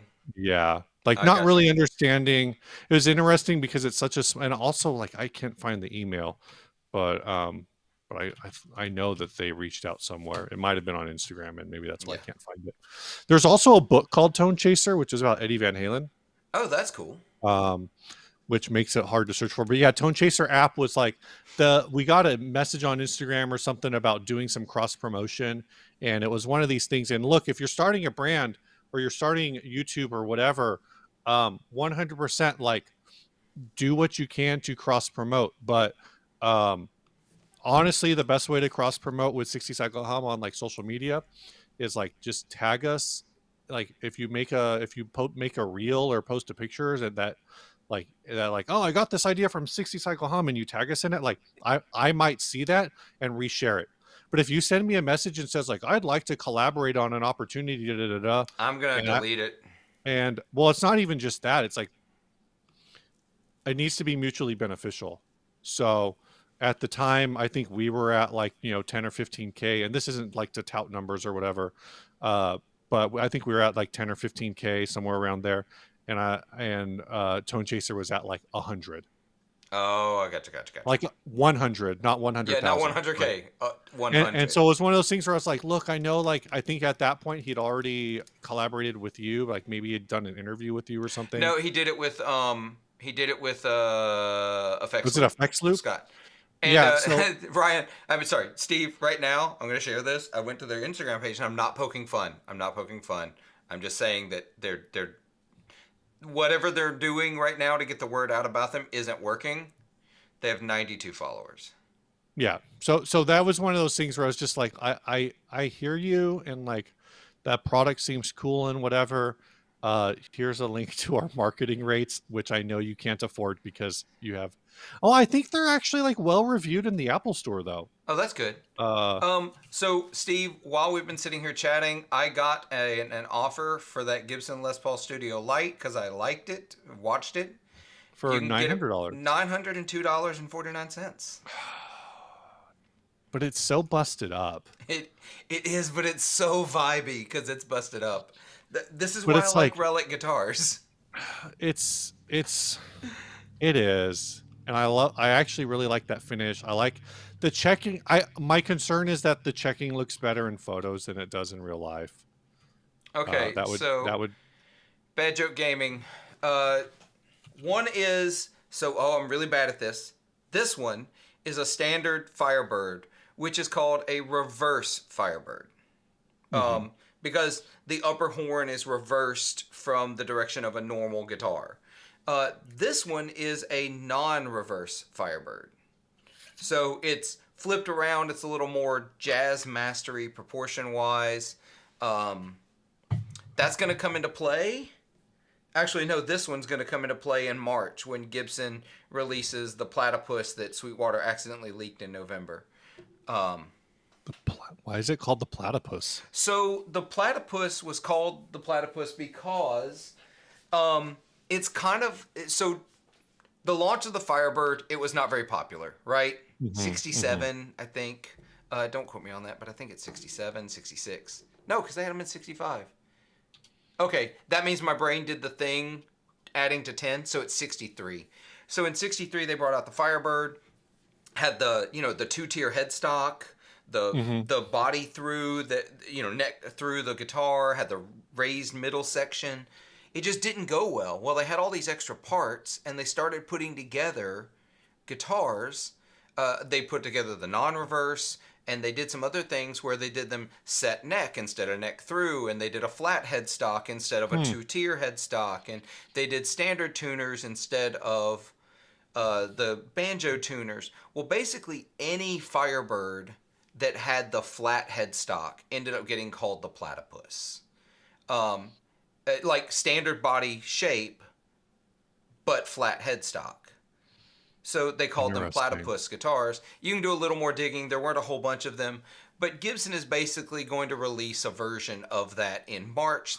Sweetwater accidentally launched it in November because I think November was the original release date and it got pushed back. And so Yeah. Sweetwater didn't change their listing. So uh, so yeah, I'm really excited about it. So I'm thinking about selling my standard Firebird to buy one. so here's the question, Hmm. because I'm reading about it. Hmm. I'm reading about how like what you said and kind of how they happened. It sounds like the platypus Firebird is potentially like more akin to like the Epiphone version of the Firebird. Yes, it is. It is. So so my question is, actually that was the article I was just looking at. So the Yeah. question then is, do you think that this is going to be like this should be cheaper, right? This or are they going to be like are they going to come out and be like, platypus Firebird and really lean into this rarity thing? Even though like everything I'm reading is like, yeah, these like if you're a Firebird guy, these are fucking shit. I think they're gonna lean into the rarity a little bit, but it depends on what you consider fucking expensive. How much do you think? Because I know what the listing price is because Sweetwater put it out there. What do you think it's gonna be? I mean, I legit have no idea. Like, I don't even know what a Firebird costs right now. So So hold on, they let me don't offer a Gibson. Firebird. They don't offer one. They don't offer one right There now. is not a So, current standard model Gibson Firebird. um, well, the Epiphone 63 is 1700, so they have to come in above that. But Correct. I'm also seeing used Firebird V's Uh huh. for 1700. Firebird So V. Oh, five. Firebird five. five, yeah, Sorry. Firebird 5. Sorry. Uh, so my guess is I want to say like mm, is the Epiphone neck through? Yes. The Epiphone, the 649 or 699 Epiphone is neck through as well. Really? Yeah. Okay. Yeah, but it's not collaboration with the Gibson Custom Shop. Exactly. Um, That's why I keep getting mad when people get upset about the expensive ones. I'm like, there's still a $700 Firebird. Buy yeah. it. I had So one. I have a video on 40 watt about it. It's great. yeah. Joey, So I'll tell you, it is not I'm custom shop. It is USA. I'll I'm give you gonna that. say 22. You are so close. It is $24.99. Okay. But see, that's what I'm saying. Like I guess that's where it kind of has to land with everything Yeah. nowadays. But Yeah. because what's the studio session is what, like 20 is 1900. Yeah. It's 2000 even. So yeah, I would expect it to be above that. Um, Well, then you've got something like the Gibson Victory, which that's comes in two at grand, also 2 grand. 2000, Yeah. 2500, depending on which model you get. Mm-hmm. Um, so I think it's all in line at that. And I mean, a Gibson Les Paul Standard right now, Is 26. 27.99, 25.99 for certain models. Yeah. So I mean, I don't know. I mean, that's where it is. I'm really excited about it because it's got some things going on. I don't know if I can still find the original picture. Gibson platypus leak. I'm not happy about typing those words in. Let's see if I can find a photo of it. Because Sweetwater definitely leaked it. There's videos. I don't want to play a video. There's a picture, but it's not a good picture. It just looks like a firebird in this picture. I don't know. Anyway, I'm excited about it coming out. I'm not sure if I'll be getting one. I sort of kind of want one, but I don't need more guitars. The goal was not getting more guitars this year. So I agree, Joey. The Victory needs a tremolo. If the Victory had a Floyd on it, I'd have bought one already. I would have a Gibson Victory. So okay, I'm still hung up on this stupid super checked Les Paul Studio Light. Because Joey said $700, Yeah. and my brain went, $700 seems fair. But one of the weird thing about this burst one, and I guess like is that wait, Steve. It's not a burst. It's a butts. Look at the listing title. Oh my gosh. And BUTSD. the other, there's another 90, there's a 91 cherry burst. And again, it could just be the photos, though the 91 burst that looks better. Overall, like it just looks better overall. But the thing that's kind of interesting to me about it in kind of a bad way is I'm so used to mine's a translucent amber. So let me just grab it real quick. Yeah. Take a peek at that, and I'll talk about some of this. When is Gibson going to price themselves out of the market altogether? They're probably not. Remember, this is a luxury good. People will spend their money where they want to. I have several Gibsons. I love all of them. Most of them I bought used. Same thing about this more money than sense Section 8 guitarist. It's not about more money than sense. It's about just great guitars. They make great guitars. I mean, whether you feel how you feel about the company at all, there's a reason so many people play them. But there's also a lot of others out there making great guitars. Play the guitars that make you happy. Steve, that looks like I'm going to try to guess the year based on how it looks. Because I don't think you've ever told me the year. Let me see it again just real quick. I mean, I don't actually know the year. Oh, I can tell you from the serial number. But turn it to the side. I want to see the side of it. So there were that finish, that amber that it has, that was really, really, really popular on some late 90s, early 2000s models, like the Special, and there was like a flame top, flat top Special that had humbuckers that I really, really wanted. So I'm going to guess that's like an 02, 01? They only made these until 1998. Are you serious? That's my understanding. So, 98 fits in that same window. So, what are the first and fifth serial numbers on your guitar? First and The fifth. first number is a 9. Uh-huh. The fifth is a 3. 93. That's a 93. Yeah. Oh, The good to know. the 3 digits between those numbers tell you what day of the year it was stamped. Day 61. Oh wow, so that would So that's like be March March. 3rd, something like that. Yeah. That's kind of March gross that 2nd. you just did that fast. Um, so what I was March gonna, what 2nd, I think actually, but the yeah. reason I pulled this down, and I don't have any direct lighting in here Mhm. right now, so it's not as easy to see. But this is a 3-piece top. A Yeah, lot of these are I can 3-piece see it top. pretty easily. And this piece here is like actually pretty flamey. And so that's actually one of the things that's really weird about the Les Paul Studio lights in this cherry butts. Um, because both this picture of the cherry butts one, and then some of the other pictures that are listed of cherries, the you can't really see a lot going on with the grain, and I think I don't know if it's because of the photo or if the sunbursts just aren't as translucent of a finish. I don't I've know. never really looked at the cherry sunburst ones. I don't think there's anything happening with the grain. I think this is also definitely a 3-piece body.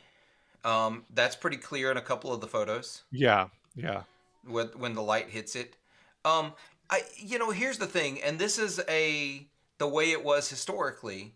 Uh, Sometimes those pieces can be wildly mismatched. Like Oh, on for my sure. 58 that I've got, that's above my head that I'm not going to go grab right now. Um, because the 58s were the first ones where they took the finish off, because they were all gold tops, and they made them burst. So a lot of them are stripped burst or stripped gold that they then did a burst. Right. Um, but the so sometimes they have mismatched tops on original burst. So mine, they replicated that. It's flame on one side, not flamed on the other of the 2-piece Oh, that's tops. interesting. Yeah. Yeah. So I need to mention this. Robert, thank you so much. Yeah, Ryan told us, and we are very sad we're not going to see you at NAMM. But your contribution to our efforts is incredibly appreciated. So thank you so much, Robert. You're the best of people, dude. Yeah, thanks, Robert. Actually, I am going to grab that guitar just so I can show you a little bit, if I can get to it. Thankful for long headphone cables. So, I don't know if you can see, one side flame, Yeah. one side not. And they did, so they like you said, like that's like a intentional in Yeah. this case. In Because this like with case, it's intentional because that was the way 58 Les Pauls could be. yeah. They were mismatched. In fact, they intentionally let the red dye spill over the binding Oh, that's cool. because That's that's actually the really way neat. some 59s were. I love this guitar. This is my Les Paul. This is the one I've always wanted. So having this guitar is real cool. I'm not precious about it. It's got nicks and dings, and Yeah. I play the crap out of it. I think that's like so uh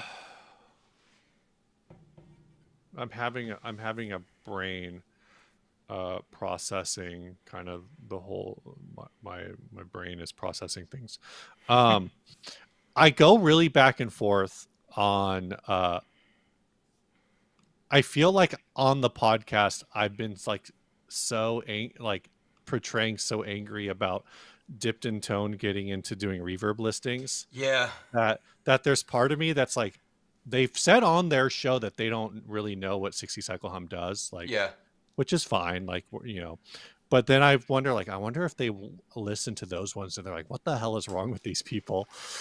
uh Well, but for what it's worth, I know that Zach does not listen to guitar podcasts in general. So But I'm saying, like, just as a one-off, to just be like, oh, what are these? I wonder if these guys are talking about it. Like yeah, if one of their listeners was like, oh, you got to hear what these assholes are saying about you. Um, and then it got me thinking, like, I personally think And this is gonna sound so backhanded. Uh, Dipped in Tone is hella boring. Like it's so boring. It's can be very informational, Yeah. but it's so boring. And I listen to every episode. See, And so that's totally how it, I feel about it. I love Zach and it's Rhett. I love the it's guys in general, but they sometimes they're interesting. It's interesting when they disagree on things. yeah, that's They're fair. fun to listen to fight. Um, Um, I am hoping though the schedules are so tight. I want to interview Rhett, just do like a quick 3 to 5 minutes. Um, yeah. and and I but one of the questions I want to ask him is what his favorite Tube Screamer is. Oh God. Well, you have to. Well, I Uh, feel like that's the meme at this point, right? yeah, I feel like but you have like to do it. to what Joey's saying, like it's what puts Steve to sleep at night. It doesn't make me sleepy. I think it's interesting. I think that they have like Ira Glass voices. Like it's very like NPR. Yeah. Like they have Yeah. NPR voices. It's kind of like a calming where I'm like, this is so boring to like it's like it's relatively for the most part, it's relatively low energy. It's pretty different from a lot of the things I listen to or think I would want to listen to. Um, but I listen to them all, and it's like guitar. It's almost like an ASMR podcast Yeah, I in my well, for me, brain. it's I really appreciate both of their takes, just because, like I said, I like both those guys a whole lot. Rhett is doing what I had always wanted to do: play, roots Americana music, tour in a band, Sure. doing it, have a recording studio, and so kudos to him. There's definitely some envy there. Um, and then Zach's just a good dude, and I love his pedals, but um, it's just it's a weird thing. I do Yeah. really really appreciate. Oh, you tried to share a screen, didn't you? Or my throating. Yeah, you're droided out. What? Why do it that weird? Send me the link and I'll open it and put it No, up. I think Oh, it didn't go away. I took my picture and the doing grill was trolled because I carney liberal. Can you say arigato, Mr. Roboto? That's so weird. Why is it? Oh, it went away. Why It is it stopped. doing? I don't know why it did that. It's just lagging. All Yeah, right. that was super weird. Okay. Um, I also agree, Deja. Their PV bits are the best. There haven't been as many references lately. Um, yeah, I mean, here's the deal, and this goes for everyone. Don't take all of us. These are all opinions. Every bit Yeah. of this is opinion, and people want to act like it's fact. People got so bent out of shape for me saying that a Telecaster is a perfect guitar. I didn't say the perfect guitar. I said a perfect guitar. Yeah. Like these Yeah. are all fucking opinions. And I'm allowed to have them. And yes, sometimes I hyperbolize and call them facts. I know they're not facts. It's I think opinion. I think I think in reality the thing that I like about Dipped in Tone is the fact that because Rhett's a YouTuber, he ends up and because Zach is a manufacturer, they actually hit a lot of the conversations realistically that Ryan and I have, Yeah. and when especially with the whole thing with Rhett getting a Gibson, was it the R9? Yeah, the modding and his and R9. swapping the pickups and everybody freaking out and them talking about it. I was like, these are actual conversations that Ryan and I have on a regular basis, Yeah. in terms of like, because it's not about the modding. That's not really the conversation. The conversation is like, why is guitar culture the way that it is? Like So what drives that? so let me give you I'll give you a little bit of a side, just a little insight behind things. Originally, Zach and I were Mhm. going to do that to this guitar. We were, Just swap the pickups. we were gonna do a video swapping the pickup, swapping the plastics, doing all the Gibson cork sniffery bullshittery that people do. Right. Because I want this to be as close to legitimately a 58 that it can be, because I Okay. can't afford a 58. But So of course, you're gonna get those tone plastics. right, exactly. But here's the deal, you know. Then and originally he was talking to me, and we were talking to Rhett, and like then Rhett ended up having to go to Nashville for something anyway, and so they did that video. If Hmm. the places had been swapped and I had gotten up there and we had done that video, one, it would not have had a 100th of the reach, because Rhett has the reach. But on top of that, nobody would have given a shit, Hmm. because Hmm. people want a reason to be mad at popular people. They just want a reason to be mad at and I'm just like, y'all stop being mad. Just let people enjoy things. I have a news. Oh, what you got? At least for now, TikTok is back. What? TikTok is back online. Uh, is it That's really? probably why there's so many people here right now, is because they're not on TikTok. Now that you told everybody, we're gonna They're watch all this gonna leave. number. We're gonna watch Um, this number decline. Oh, anyway, you heard but it here first, though, folks. so I'm looking at different things, and I'm trying to figure out like why, like, you have the yellowest freaking switch tip on Yeah, that I on do. yours, And and I'm Hogan's trying to Hideout, you're figure out. right. I am mad at people who are mad at popular people. So yeah, it's a super yellow amber switch tip on there. Was that Stock. stock? That came, at least as far as I'm aware. I bought this second hand. It Hmm. may have been Hmm. third hand. I don't know. But yeah, I think that's the switch tip that came on it. The only thing I have changed on this entire guitar are the strap buttons. I Yeah. switched to the Dunlop strap locks. Oh, okay. I'm seeing some That's it. custom shops that have that one as well for sale. So, Yeah. um, it's really interesting. And yeah, Richard, to that your point, does anyone think that any Yardbird guitar is original and never had the pickup swap? Yeah, it's Yeah. silly. And actually, uh, in the Jeff Beck auction, to that point, the Jeff Beck guitar collection, there's a whole conversation Oh, about, about his I ox I blood. believe the Oxblood, um, Jeff Beck, Yeah. So I'll tell you what little The I know Jeff about Beck. it was originally a gold top that was refinished in oxblood. Oh, okay. It was not originally oxblood. Hmm. Um, I know the pickups were changed. Um, Yeah. So because supposedly the one that's up for auction is going to be that has the prototype JB and Jazz set. yeah, yeah, has the OG JB Jazz. Um, and that's the thing. I mean, the Stevie Ray Vaughan's most famous Strat is a parts Hmm. caster. Eric Yeah. Clapton's Blackie, parts caster. Um, David Gilmour's Strat, parts caster. Nobody says shit about them. Yeah. I'm like, and I loved the people who wanted. And I didn't. This is not a topic I intended honestly getting into, but I love the people who are like, I guess that Tim Pierce stamp of approval didn't mean shit.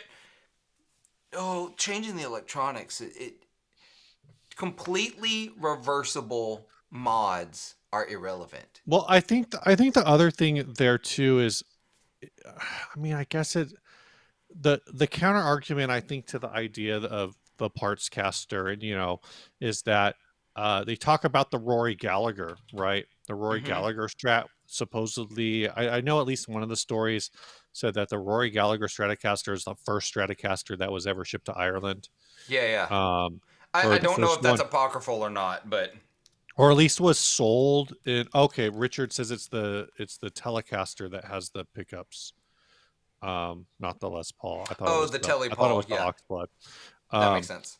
but the whole thing is like he paid whatever Fender was paying at that time. So then it kind of gets into this thing where there is kind of a difference, and I'm not still not saying it justifies like the rage um of it, but there is a difference, I think, between buying like whatever the last time I priced a Murphy Lab, they were like $9,000, but I don't know if that's still the case. It looks like maybe you could still get them on Reverb for about $9,000. Yeah.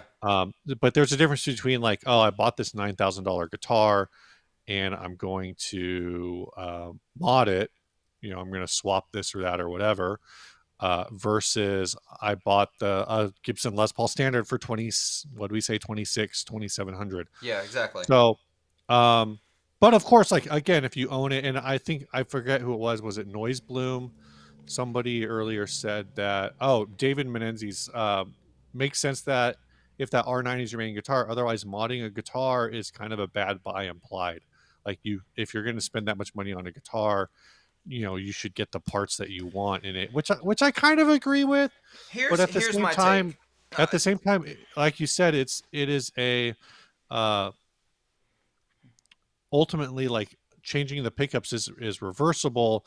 If all of the other components work great, then you're just swapping something that doesn't really matter because you can swap it back. When I buy a guitar, the part Hmm. that I need to be right in order for me to buy it is literally from here to here. Right. This is the part I care about, from there to Hmm. there. Everything else, if I don't like the plastics, I know I can change the plastics. If I don't even like the pickups very much, I don't think it sounds like I think it should, I can change pickups. If it doesn't have the loadout I want, say I didn't want 2 volume, 2 tone, I wanted something crazier, I wanted out of phase, and I wanted all, that's fine. I care about this part, the part that this hand is touching. If that part is right, and I love the Yeah. way it looks in general, then Hmm. I'm Hmm. probably going to be into that guitar. In the meantime, if I know, hey, look, that pick guard looks too clean for a 58 burst, I'm going to buy a beat up looking pick guard to Sure. replace it. I don't care. I'll still buy the guitar and I'll spend whatever the price is for that guitar because I love this part of it. Yeah. Yeah. Um, And I know that that's a thing. Was it Zach is saying that he's like feels like he's really figured out how to properly age plastics, something yeah, like that? say, man, he is fanatical about aging metal and plastic. I get videos every now and again, and he is really really hardcore about it. Um, but that's just ultimately how I feel about every guitar. I changing electronics, which I don't do very often anymore, and that's a me thing. I just don't want to have to go through that. So I do Hmm. kind of Hmm. want the electronics. I don't want to have to change the electronics. That's the great way to put it. I don't want to feel like I need to change them for it to be playable anymore.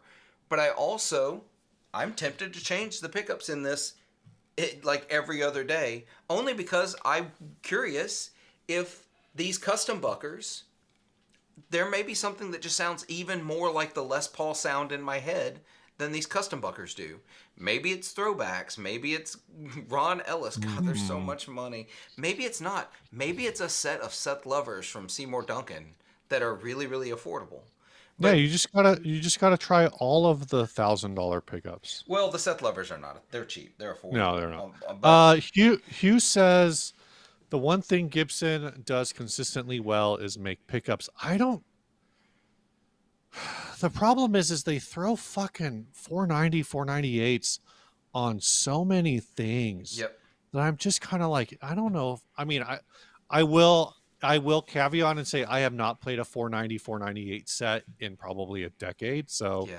maybe my ear will be more accepting of them now. Um, I've heard really good things about basically all of their other pickups except for those 400 series. Yeah, the custom buckers, I like these better than the burst buckers. I had burst buckers in another guitar. I had 57 classics in another guitar. I don't like either one of those. The Mhm, 57s are dark sounding. mhm, Um, mhm. and the burst buckers were just kind of like a step above the 490s. And I don't know. I like the custom buckers, but beyond that, I end up changing a lot of pickups. I have burst buckers in this guitar. I have burst buckers in another. No, I have the Memphis Historic spec in my other 335, and I, those are I really really good. I will say I'm looking right now at all of these new arrivals that they have listed on the Gibson website, and I'm Right? actually not seeing so far the new studios. I think what did the new studios have? They I weren't. can look at that. The new studios have looks like they have burst buckers, um, which I thought the burst buckers that I've played were the burst bucker pros were a big improvement over the 400. So the Les Paul Studio Modern or Modern Studio has 490R and 498T. Um, But that's an older. That's what I'm saying is that's like yeah. not a new. So it looks like all of the new stuff, they're 2025 or whatever, Uh huh. Burst might Buckers. all have burst buckers in it. Yeah. Let's see, the Les Paul Supreme burst buckers, the Modern Light. Bye, The Modern Robert. Light has the 400s. Um, the Les Paul Classic, I assume, still has they have the 6161 set, which is interesting because the Classic used to have the 496 500 set. But the freaking Les Paul Customs, like this is okay. This is what I just can't work past this. I just Okay. really can't work past this. The Les Paul Custom is $8,300, and it has a 498 set in it, and I don't understand that Hold on. at Let me all. find. Let me try to find the one you're looking at. I'm gonna. The one I'm looking at is a Les Paul Custom Heavy Aged Classic White. Okay. It's from their Custom Select line, but I think all of them are listed as that. And that's a thing. Actually, that goes back with Gibson for years. That their standard went to burst buckers, but the Les Paul Custom um, still had these like older pickups in it, and I still think that's weird. Is it this the 57 with the 3 pickups and the Bigsby? No, Okay. no. Let me see then. I'm gonna click on that one and let me look at these pickups. What has it got in it? Spec. Go all the way down.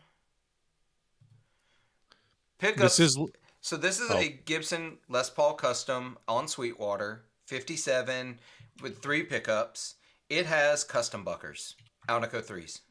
yeah, because that's the 57. Okay. I'm just talking about like a modern, like a current issue Les Paul Custom. Okay. Not That's like not trying to be a reissue. the gotcha. So if you just look at A like standard custom. the standard, yeah. Here's one. They have one on Sweetwater Gibson Custom Les Paul Custom Alpine White Ebony Fingerboard, $5,800. Yep, I see that one now. Uh, Okay. I I believe that one. Yeah, that Scrolling one has the down. 490, 498. Yeah. And it's just weird to me. It's like Yeah, I don't understand it. I mean, it's it's not a at $5,000 you should not be putting your base level pickup in your there. absolute, your basically your Les Paul Studio. This is my issue, I guess. So the Les Paul Studio, no longer, but in the past, the Les Paul Studio and the Les Paul Custom have the same pickups in it. And then everything in between has arguably better pickups, whether that is now the burst bucker or the custom bucker, or back in the day, like the 57 classics or the 57 classic plus or whatever. They not, your Les Paul standard, your Les Paul, well, the classics had it, but everything in between or your reissue stuff all had different pickups. But the base model Les Paul Studio and the base model Les Paul Custom both had the 400 series pickup. I just think it's weird. I just think it's weird. That's it. I just think it's weird. Yeah, well, also they had 480 series as well that were really bad. Yeah. Now, Vinny's Um, World says the 57 Classic and the 490 are the same pickup. oh, interesting. Which is possible. So this is why I was trying to do a deep dive. 490s and 480s are different pickups. The 490R 498T they are Alnico 2 pickups. Yeah. They're not the ceramic crap that were the 480s. The 480s were, I believe, ceramic hot garbage that Are you they talking put. about I'm not familiar. Are you the 480? Yeah, I'm not 485 familiar with maybe. that one. I'm thinking, are you thinking of the 496 500 set? Maybe I am thinking the 496 and 500. Those were ceramics. I actually thought those were better pickups than the 490 set. See, I don't mind the 490 set. I think they're a really good entry level to PAF style pickups. They're cheap. That's for sure. They're brand new, like $100 each. Maybe a little more if you want a covered version. Um, but I actually think they're really good baseline pickups. Now, I don't think your really good baseline pickup should be what's in a $5,800 custom shop instrument. Your Yeah. best pickups should be in a custom shop $5,800 instrument. The best thing you make. You know what, Joey? I may be thinking the 496 500 set.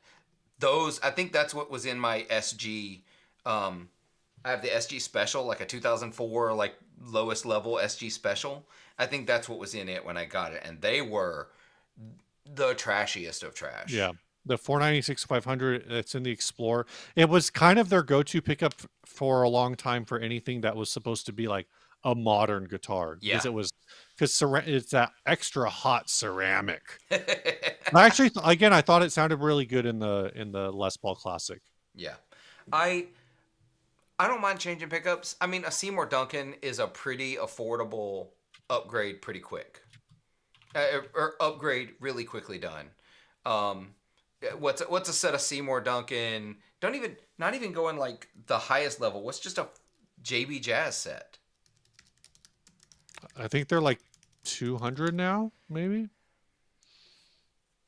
Let's see. Let's see how much those cost now. I mean, I haven't priced one in forever.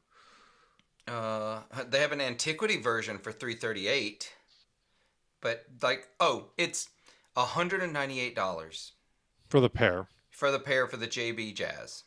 Yeah, Joey mentioned the JB59, which is That's what I have in my SG right now. yeah, that's the other classic combination, which is 210.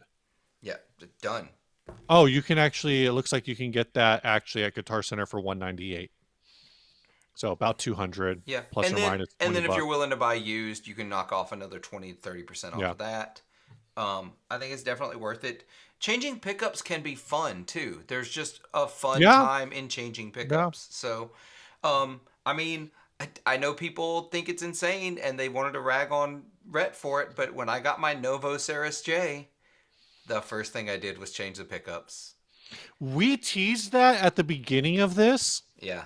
Do we want to talk about Yeah. Novo? Let's hit it. Let's hit that as we get ready to go out here. So, I have a few Novos. I love Novo guitars.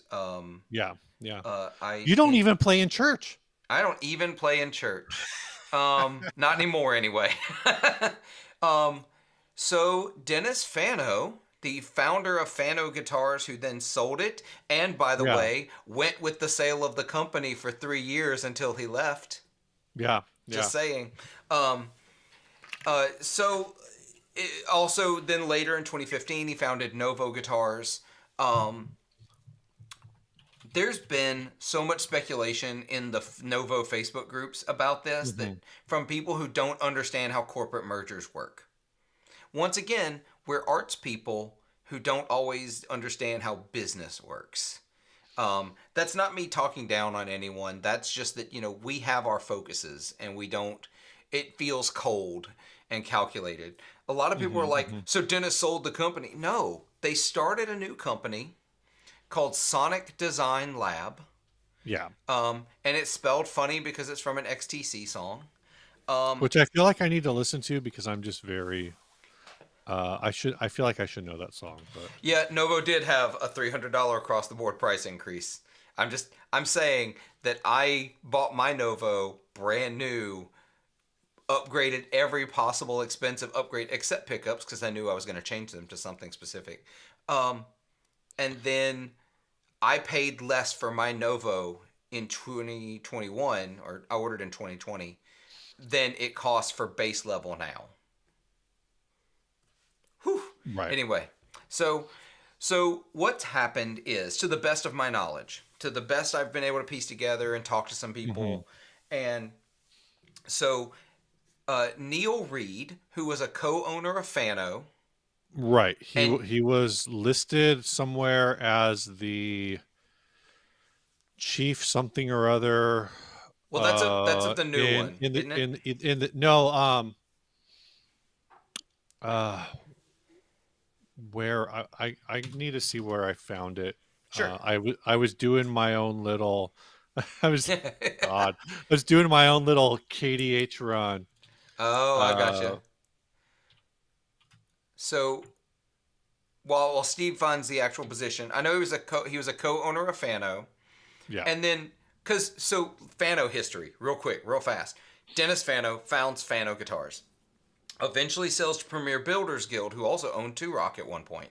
Um, Premier Builders Guild folded in 2016.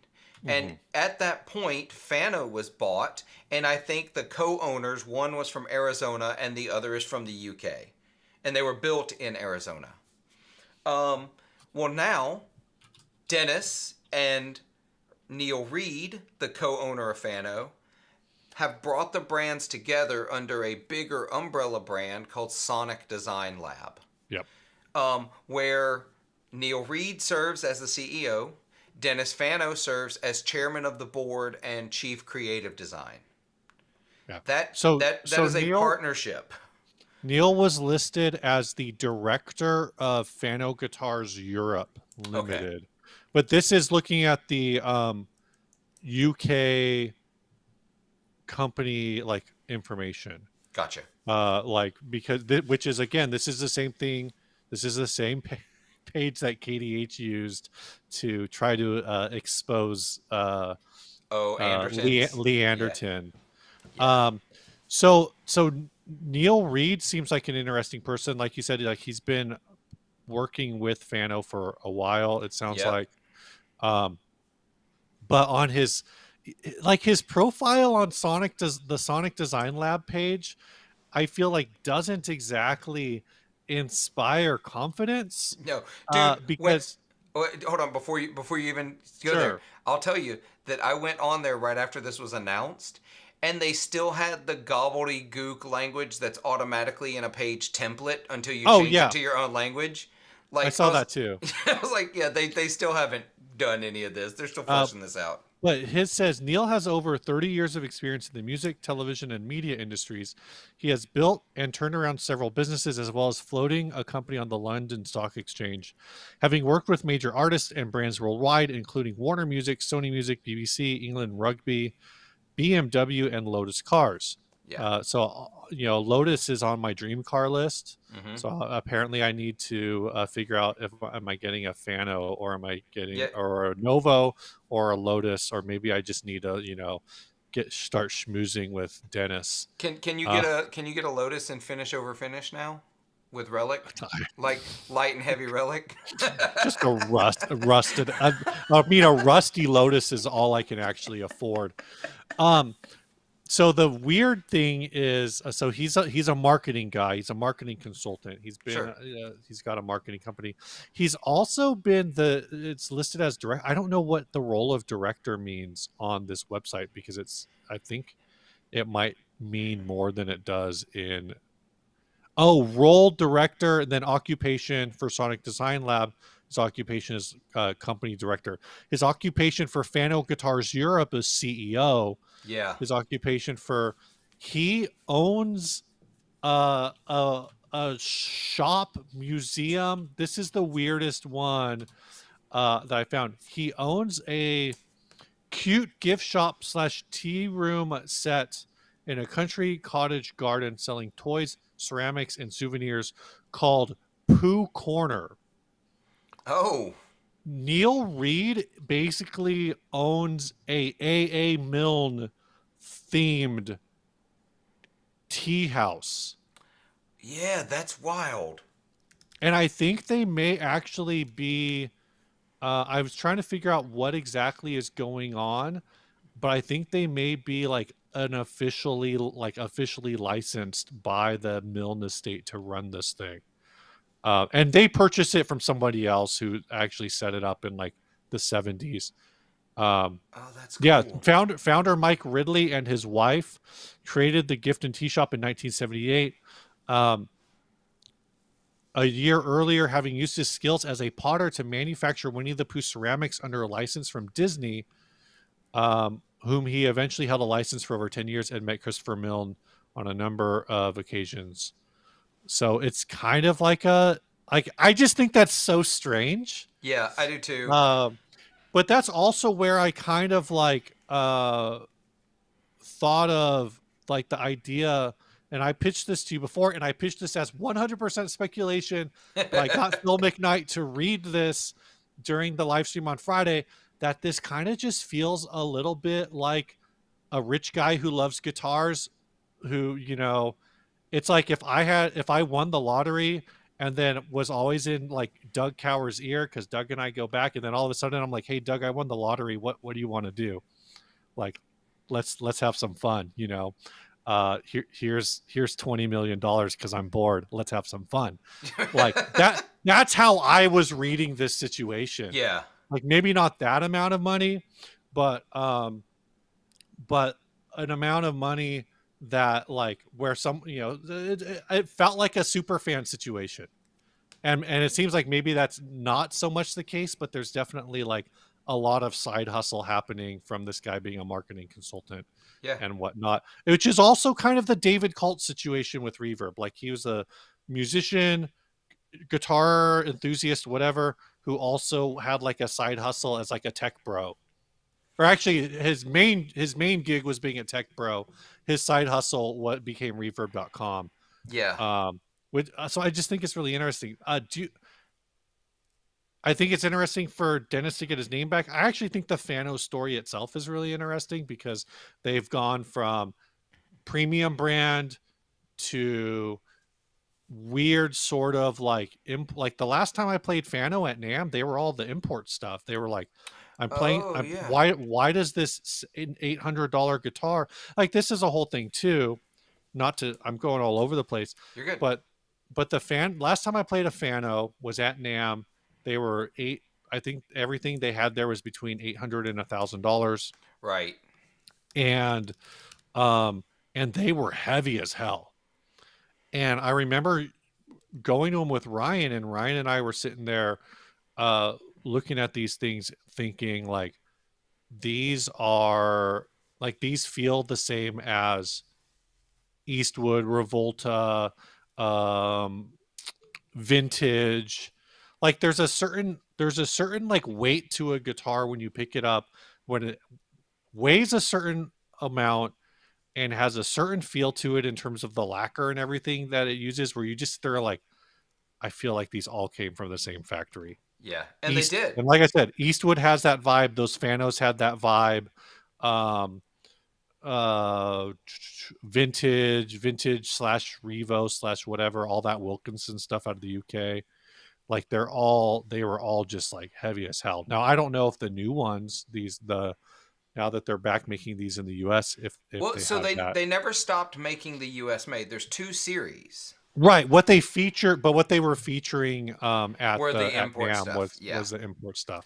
yeah. I think that's going to be a big deal. I got to play some of the alt de factos at a few different Mhm, music mhm. stores. I played them at Zach's shop, High Voltage. Um, and they play really great. I almost bought a GF6 at 2021 NAMM in Nashville. That actually, one of the working class music folks ended up buying it, Hmm. and then I think they sold it, and I'm really really jealous because I really wish I could have bought it. Because they look like Starcaster but better, and I will die by that assessment. Yeah. Um, I did want to pause for a second, um sure. and just give a shout out to Richard, who's been super active in the chat, which I appreciate. Uh, but he says one of his dogs died last night, so Oh no. I do want to say thanks for coming and hanging out and letting us be a distraction for you, Yeah. because that's definitely tough. It's never ever Um, ever easy, and it's uh, man, we actually Steve, I don't know if we ever told you, we lost one of our dogs while we were at NAMM in California last year. Passed away I here. know you told me you lost a dog, but I didn't Yeah, know. I yeah, didn't realize what that timeline was. yeah. It was. We found out about it literally. I found out about it the morning we were all packing up to leave. So y'all left the Airbnb. That's when I had to break the news to Kelly. Hmm. It was rough. It was rough. Our pets are family, and it's real hard. So sorry. I'm glad we were Yeah. able to be a distraction for you with this nonsense. Yeah. Um, Hugh, yes, I'm talking about the Eastwood Revoltas. So Revoltas aren't they manufactured through Eastwood? Why yes, is that in my head? that's so they are a partnership between Novo and Eastwood. Uh, it is also an Novo. Oh, it's a Dennis Fano brand. They're all designed Yeah. by Dennis, but they're built by the Eastwood factory. Yeah. Yeah. So In Korea apparently. yeah. So now that's interesting though, that because that gives us now under the whatever the umbrella of Sonic Design Lab with Dennis and Mhm. Neil, that gives us Novo, Novo, American made, all that. It gives us the alt de facto Fanos. It also gives us the Ultra Fanos that are overseas made, and it gives us the overseas Revoltas that are being made. And like they're bringing it all into a bigger facility in Nashville. They're moving out of Arizona. They're gonna I get a don't they're the build a Ultras, I don't think the Ultras, you're thinking of a different series. The oh, is Ultra that are is they you're thinking of what oh the yeah, you're right. Omnis. The That's it, the Omnis is Omni. discontinued. Yeah. Oh, is that Or discontinued? Omnis. Yeah, so Omnis have not been made since 2022. It's in their FAQ. Oh, well, I've not read their Yeah. FAQ. So I think the Omnis is what I played at NAMM. I think that's got to be it. So I think it's going to be really interesting to see what they bring out. But Steve, as we are getting close to the 2 hour mark, which is usually our metric, actually we're over it. My bad, y'all. I want to bring up my most favorite addition to the Novo lineup. Um, so I'm gonna share this screen. Uh, I will only be able to buy one of these if I sell a ton of stuff. So their Nucleus series is their main series of instruments. They have finally brought out the Mhm. Ivorus bass. Currently, it looks like they have exactly one of them built because it's the only color that has a picture. They have it in burgundy mist. Of course it's Burgundy Mist. Of course it is. It is $4,000. It is so much money. Um, but I love this guitar so much. Also, Noise Bloom. Yes, this has felt like a really fast 2 hours. It has really felt like a fast 2 hours. Um, but I love this bass. I love this bass Mhm. so much. I want to see it in a three-tone burst real bad. Um, or that Olympic white. But mm, I like it a lot. I like it so much. Hughes brought up a couple builders here. Uh I'm not sure who these are. Gene Baker I'm familiar with. Baker's one of these brands that's been around forever. Yep. Um, but I'm not sure who is Bird Aberneth. Is that the I'm familiar with Abernethy guitars. I've met Justin. I don't know if that's the same. Yeah, yeah. Um, Justin Abernathy is the only Abernathy but I know but I'm of. not sure who Bird Abernathy is. Um, the issue I think kind of that I've seen with, and this goes for everything, and I don't really know, you know, what to what, there's definitely a thing I think where it's hard to talk about brands. Like I guarantee you Ryan doesn't know who Baker Guitars is. Oh, I can Justin almost is Justin is Bird. Oh, Okay. okay, Justin Isbird. Um so I know Abernethy is like real hyped. I shouldn't say hyped. Like his stuff is really cool. With a very, I guess, specific sort of subset of builders, but they're very like out there. Um, but I think Mason Stoops was pushing them for a while. A Yeah. lot of the guys in those kind of circles, you'd see their guitars in a lot of like the high end pedals, like your Chase Bliss and whatnot. You'd see Abernethy guitars in there. Uh, Benson. Well, I blanked on that for a second. Yeah, That was I weird. I definitely Um, remember these being the hype for a little bit there. Um, and and I think some of this is interesting because I think it really leans into, unfortunately, I'm going to say unfortunately. Um, Hugh says Ryan knows about Baker because I proselytize. That's fair. Um, Something that I think is kind of interesting, and I don't think it's necessarily like the truthiest truth, um, but it's something I think to think about is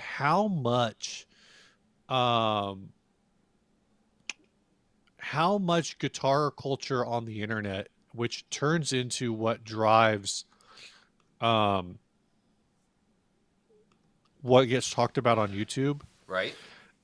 is happening through this like snake eating its own tail that is um, that is church music.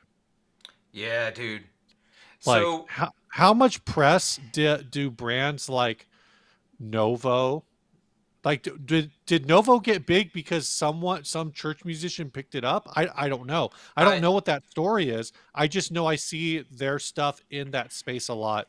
And I'm thinking of like other brands like Veritas. Like Veritas is effectively making fucking Telecaster copies. Yeah, Um so with the Novo thing, I can give you a little bit of the timeline. The first one I played was in 2016 at Chicago Music mhm. Exchange. Um, and then Rhett started posting his videos. I'm gonna give a lot of credit for Novo's explosion to the timeline of Rhett's channel blowing up. Um, because that's what a lot of his early content was about his Novo, and that was his Mm. guitar, that was his main guitar. Um, and And so I'm a lot of that happened to the point that I want to remember where it was. It wasn't Dennis, but it may have been Matthew before Matthew left Novo. Their most ordered guitar at one point was the Burgundy Mist Ceres J. Like more people wanting just that because Rhett did it. But then it got picked up yeah. by a lot of other people because at the time that wasn't the church guitar du jour because I was still playing in church vibes around then. And back then, all the church guys were getting into Duesenberg. That's fair. Yeah. And Um, I'm looking at their artist list. The very first artist on the Novo artist page is Nels Klein. yeah. Jeff Tweedy's also on there, and I know but again, Wilco is another artist that I'm like that I feel like is really big with church musicians. Is it? Are they Um really? Like I'm really into Wilco, and I don't see that. But I maybe. well, it's the kind of thing where it's like this is what it people listen to, but no one's actually emulating it. Okay, Um because I was gonna obviously Coldplay and U2, but well, in terms of influencing the sound, but and there's a whole weird like that whole thing. Oh, Joey Landreth is on their page. yeah, Corey Convilio. Joey's got a few. Um, so I don't know. I don't really like I said, it could just be my perception from coming from that world, you know, um, and seeing that with like brands within that space. I find Uh, Corey Taylor being on there is interesting. From Slipknot, Stone yeah, Sour. Um, there's a bunch that are like Martin Gore, Depeche Mode. Look at that. but then he's playing it without a mask. So does that mean that that's not he's not playing it in Slipknot? I don't know. That's a good point. I know he also has his solo project. So, Yeah. um, but like I see a lot of Novos out and about now. They're really kind of they're growing pretty quickly. Hmm. Um, So I still think they're still growing. The demand has kind of, or I'm sorry, the production has kind of caught up with the demand though, so you're not seeing the insane used prices anymore. I Mm-hmm. don't think that has anything to do with people not buying them anymore. I think it has to do with just they're producing enough guitars now to meet the demand for people that want to buy them. Right. Um, yeah. So again, somebody commented earlier that all their prices went up at the beginning of the year. Yeah, so they had a $300 price increase. I just saw Trent Guitars did a 25% price increase yesterday. Like we're seeing a lot of price increases this year that I've already seen. Yeah. Um, Oh, hey, Voltic is in. what's up, Hello. Good John? morning. John. I was trying to remember the name. I'm like, I've talked to him on Instagram Yeah, a couple John times. John and I are going to be recording an episode here soon. Oh, So he'll cool. be over on 40 Watt real soon. Um, Is the Joey wants to know if the other guy license plate is legit. It's not legit. It's I think Michael Freer bought some fake vanity plates for Ryan and I. I think that's who it was. yeah, that sounds correct. If it was Um, either Michael Freer or it was Robert McDowell, I think it yeah, was Michael. yeah. Um, yeah, I think that kind of covers anything. If anybody's got any last second questions We before I go I make feel like lunch, we didn't take we took almost no questions this I episode. know, but there But was a lot that's of fine. conversation. Oh, well, Yeah, for I feel sure. like we were hitting all the things, Yeah, and yeah. man, I do feel like that was like the fastest 2 hours we've done since we've done this. That was insane. It's just nonstop. You can tell we missed a week.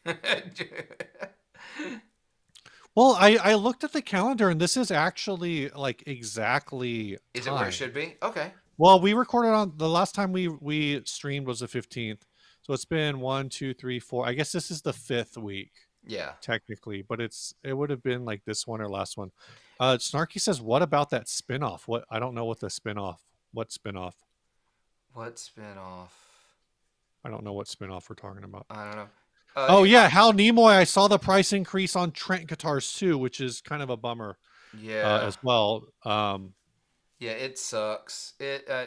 But it you know it sort of is what it is. We're in a market where used is real good right now, y'all. Yeah. But I also challenge you. Here's the deal: used is good. Hmm. Buy used if you can. But if you love the brands that make this stuff, uh, and I know it's hard to feel bad for a company, but if you want them to keep making stuff and you're buying used stuff where it doesn't go back to them, buy a hoodie. Like to buy something Mm-hmm. from them. Yeah. Buy a mug. Same thing for all the artists you like. Buy something. Don't just listen to their streamed music. I a couple years ago I decided to Speaking of buying become mugs. yeah. I decided to become like a bright socks guy. Oh yeah. I think I don't know if I'm gonna I don't know what socks I'm gonna bring to NAMM. I don't know. You know, that's the uh thing we barely talked about, by the way. NAMM. yeah. Okay, let's talk about this because I'm like so salty about it. Uh, Is it Denny's if attic? you're down to go long, Yeah, yeah. Penny's Attic, is NAMM going to happen? I heard some companies pulled out because of the fires. Um, I think a company I'm pulled I'm out. trying to decide what I can and can't talk about. I can talk about whatever. It's public. I don't Yeah. really whatever. Uh, so NAMM at this point. Uh, Here, let me say, let me like. Well, I'll just tell you this. Like Hugh was in the chat earlier. I know Hugh lives really close to like where the fires act, like close enough that I'm actually like um I hit him up and was like, "Hey, how close are you?" And he's like, "I'm like 2 miles away from the evacuation zone." Oh, So like very, very very close, close. Yeah. right? Um, and Anaheim is right now there are no active fires besides the Palisades fire and the Eaton fire. The Palisades fire is Let's see. What's the containment? I'm trying to see. 52% contained on the Palisades fire. Okay. The Eaton fire is 81% contained. That's the one in the very north end of Los Angeles. There are no other. I am not. At least I am not seeing any other active fires in the state, which is different than it was a while ago. There Yeah. are some, but there I'm not seeing anything in Southern California. Um, and and so that's going.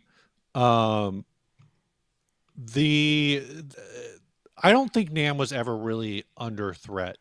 I don't either. Anaheim was 40 miles from either 40 to 50 miles from any of the fires.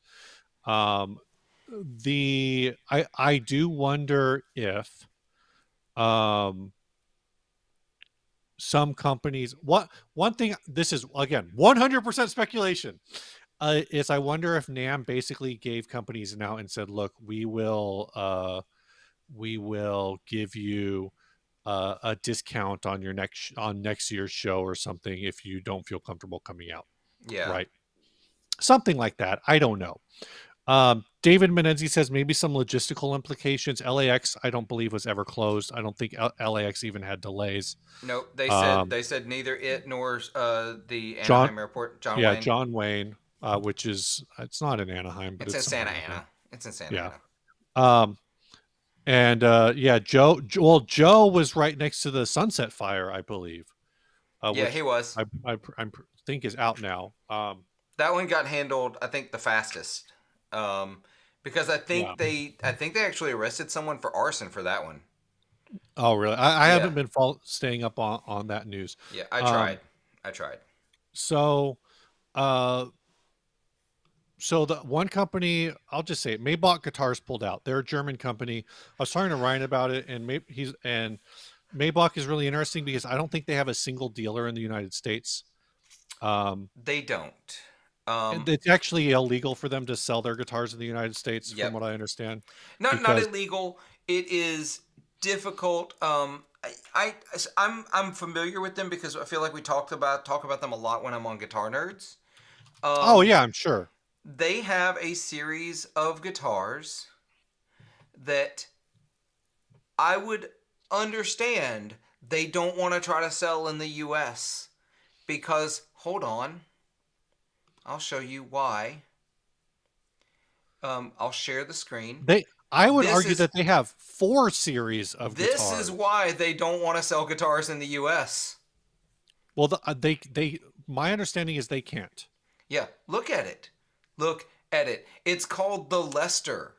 Yeah. They also have the Lester Junior, the Capital, which looks pretty much like a 335, Yep. and the Albatross, but particularly the Lester is like an obvious, um, you know. So there's that, and they also have the Jetwing series, which is a flying V. And all things being equal, and would it be a problem, Um, but there's that.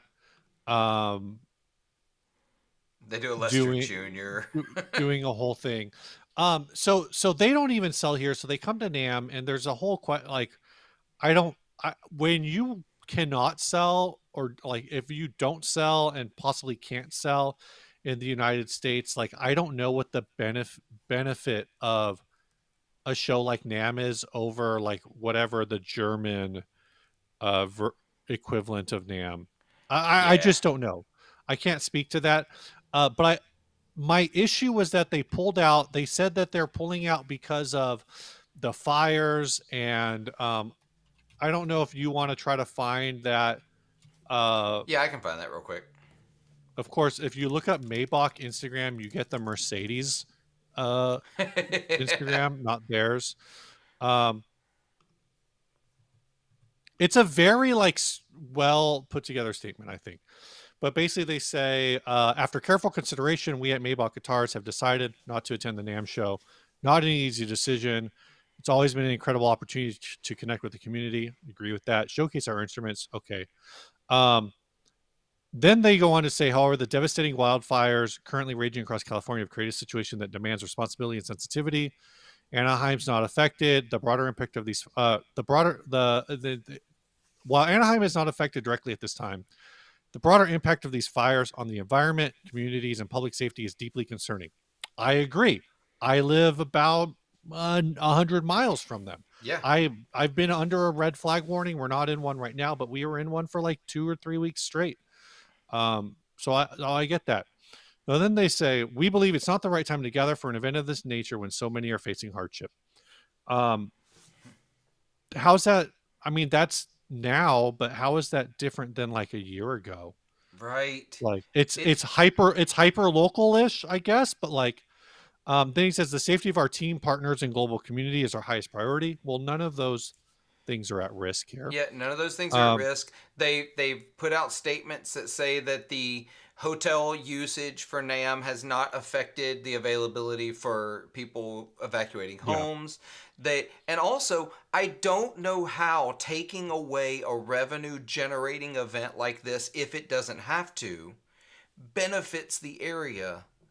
Because right now, obviously, just the money coming in from this is important yeah. and beneficial to that So area. so here's my take, and I know I told this to Ryan. I don't think I said it on the podcast. Um, we also feel it's essential to show solidarity to those who are suffering as a result of the fires. Cool. Congratulations. Thoughts and prayers. You did the absolute bare minimum. Yeah. Many people have lost their homes, shelters, da da da da. We'll focus on other ways to stay connected with you all. Blah, blah, blah, blah, blah. Whatever. Deepest sympathies. Thank the responders and volunteers. 100% agree with everything being said here. Okay.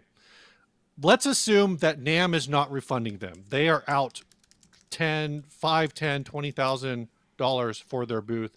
Maybe they get it. Let's assume best case scenario, they have credit for NAMM 2026. Right. They won't, it'll just carry over. Right. So that money's locked up, but this is a company from Germany. Uh, Presumably they had ample time to cancel most, if not all of their hotel costs, most, if not all of their flight costs. So right there, you're probably talking about another $10,000. Yep. Here's what I'm asking. Um, cool. You're backing out of this thing. That's your right as a company. That's all of this is like, that's fine. If that's what you want to do, if that's the position you want to take, I understand that a lot of people who, in our group chat, Ryan and I are are the localist. The rest of you are scattered. All over the place. Mississippi, Florida, Georgia, Ontario, Canada, Canada, Germany. Germany, right? We're all over the planet. So I understand when some of those people are like, is this thing going to happen? And they're kind of relying on Ryan and I to be like, no, dude, it's fine. Like, don't worry about it. Yeah. Like, it's not, everything's fine. But when a company who's heavily invested is going to make a big public statement to this, Michael Krause, I 100% agree. You've just freed up $5,000 to $10,000 of your marketing budget. Where is that money going? What charity are you donating to? How are you supporting volunteers and first responders? Because that money was already spent. Yep. That money was And spent. now you got it back. Are you just putting it back in your pocket? Because now it just looks like, yeah, maybe you were a little concerned, but also you saw an opportunity to save a little bit of money in what could be a lot of people think this is going to be a tough economic year globally, Yeah. right? Like that's kind of the expectation. So again, like it's their right to pull out. I just think this statement comes across as like, people always want to talk about is like, oh, when you post that you don't like something on social media, you're really just virtue signaling unless you're actually doing something about it. But this is, to me, is like, this is actually virtue signaling. Yes. You're saying thoughts and prayers, da da da da da da da da da, whatever. And, but what are you actually doing? And maybe they're doing something. I don't know. Maybe they're doing something, but it just seems weird. Right. Well, yeah, Hugh. No one from Palisades would 100% agree. Altadena seemed like it's like a mixed neighborhood, but the biggest issue is if you stayed in a hotel in the OC and you worked in Altadena, it's going to take you 4 hours to get to work. Yep. That's a So little bit of an exaggeration, but I want to cover a couple of things. I think you make some really great points. I don't really have anything else to add to it. I do feel like it's virtue signaling. I like Maybach guitars. I don't know them, but I've heard from people that do know oh them yeah, their stuff that plays great. also, I do want to mention, where did this comment go? Hold on, I gotta find it now. A anyway, Cyprium asked about price for the Maybach guitars, so I'll give you that real quick. Here is a sale page for them. It is in euros. So if you want effectively a Gibson Les Paul style guitar, you get a custom with the Bigsby here with P90s. It is 2,550 euros, which is right now it's almost a 1-to-1. Yeah, So just go ahead and yeah. read dollars there. But then of course you'll have to pay any import and shipping. They Oh can get wow, it is 1-to-1. it's That's crazy. it's basically 1-to-1 right now. Um, then you can get into other models. Hold on, Maybach guitars. I love this comment. I didn't know it was an option. Demonstrating support by staying home. Notes for Thanksgiving. That's awesome. 100%. You can get their 335 style guitar, 2850 up to like right at 3K, 3.1K. They're good pricings. Yeah. They're great guitars. From everyone I've ever talked to who's played one, they love them. I would love to get a hold of a couple of their models, but I want some of their like different weirder models. Like I really want a Little Wing, but I want the Hmm. non-cutaway, which kind of looks like the company out of Hawaii. Um, oh, why can't I think of them now? Uh, I'm not sure I know who you're talking about. oh, Gary Clark Jr. plays one. Uh, I thought Gary Clark Jr. played Epiphone. no, he stopped that a long time ago. It's somebody give it to me. Somebody knows it. Somebody knows this. Um, what are the guitars called? It's Yeah, I'm only seeing I'm trying to look for what he's playing and I'm only seeing the Epiphone stuff.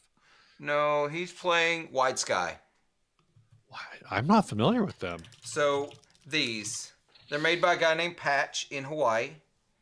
Oh, okay. Um, these he Cool. plays one of these, Yeah, a yeah. P125. I mean, it's like a parlor, Yeah. it's a parlor guitar. Yep. Yeah, someone says that it's like a cross between. Oh, it's on their site. It says it's a cross between an ES 125 and a Les Paul, Yep. That makes sense. like or ES 125 3/4. Um, so yeah, it's interesting. So two Anyway. things real quick because I know we were talking about wrapping up. I did want Yeah. to go back to this comment from Denny's Attic. If you can pull it, it's what's the Yeah. deal with Gibson and Fender? They seem Yeah. like they don't want to have a full display at NAMM. Well, Gibson has no display at NAMM, so there is that. Gibson has nothing at NAMM. Apparently, they have reps, so presumably they're taking meetings, Yep. They're taking but meetings. they have no official space. There's a Gibson Gives booth Uh huh. in like a there's like a section for charities and stuff. Um, but otherwise no. Fender appears to have only business, like Business space. they've taken up 4 big rooms, but it looks like it's going to be primarily, or like they don't even have a full display or a partial display. It sounds like it's going to be very invitation only Yeah. for their setup this year, but you know, uh, but they will probably have some. I don't know if it's going to be like a put your phones in a box, like no pictures, or what they want to do there. Um, I'll but ask I some know. questions. I know someone to ask questions Um, of. well, I'm currently planning on being at a Fender event at some point. Oh, good deal. Like I said, it's very the impression. It's not like Yeah, let's yeah. see who we can show up, and I think Ryan and I are still talking about the idea of just trying to crash wood wires and volts and just seeing if they'll let us in without buying a ticket. Yeah, I'm Um, probably gonna end up paying the thing. I don't know what's going on. So yeah, so Fender, I don't know what the deal is. Fender seems like they're kind of like um testing the waters this year. Yeah. Maybe if a lot of their dealers are like, or maybe they just don't want to. Because the other thing is, if they don't do a full booth, it means they can pretty much leave their marketing people at home and just only bring in like the business people. Um, but yeah, I don't know. Um, Gibson again. I know they have reps there because one of their reps is supposedly going. Ryan's doing a Q&A on Tuesday. Before NAMM, that's like kind of a how to work with influencers thing. Yeah. Uh and I think that's yeah, connect with these influencers at the 2025 NAMM show, and there was an article about it that came out a while ago. And this is being set up by Tracy from Amplify 11. But I believe there's also like they're having some kind of Ryan's supposed to give a presentation. I don't know what I don't know what that's going to go like, but Yeah. so yeah, so that's kind of that thing. Richard, we're kind of hitting all the NAMM stuff real quick. Richard Yeah. Nagamitsu, never been to NAMM, so at the end of it, what do? Retire to your room and check out the swag of the day. I'm sure that's what some people do. You Um, drink. You drink I a can lot. say Thursday night Ryan and I have a the Fender thing we're going to try to go to that again I think is pretty low key. Yeah. Um, and then the NAMM house is trying to get everybody to meet up at a local taco shop. I believe is the plan. Yeah. If not that, Friday, the Woodwire and Volts has a VIP event if you buy the VIP ticket yeah. Uh, that has I food don't and know why I said that drinks. like that. I Yeah. have a map right called NAMM Friday that I've sent out to people in our house. Um, because the current thing is I have got 5 events listed Friday night. PV is hosting a happy hour at NAMM, which I might go to for like the first half hour because it's on site and it actually starts during the show. Oh. StuMac has a event, but it's like pretty. It's like in Orange, so it's like it's not even that far away, but it feels like it's not even in the same town. Uh, I mean, everything around there is like, you're going to go 5 miles. It's going to take you 30 minutes. And then also on Friday, there's a low key. I have it listed as low key creator hang, but I had a lot of fun there last year. It's Mark Johnston, um, Andrew from Ambient Endeavors, and John from Signal Signal Path Path, yeah. host a thing at Villains Brewery in Anaheim. Wood Wires and Volts is having an evening event about a mile away from there, and then PRS has an event. So that's kind of what our agenda looks like on Friday.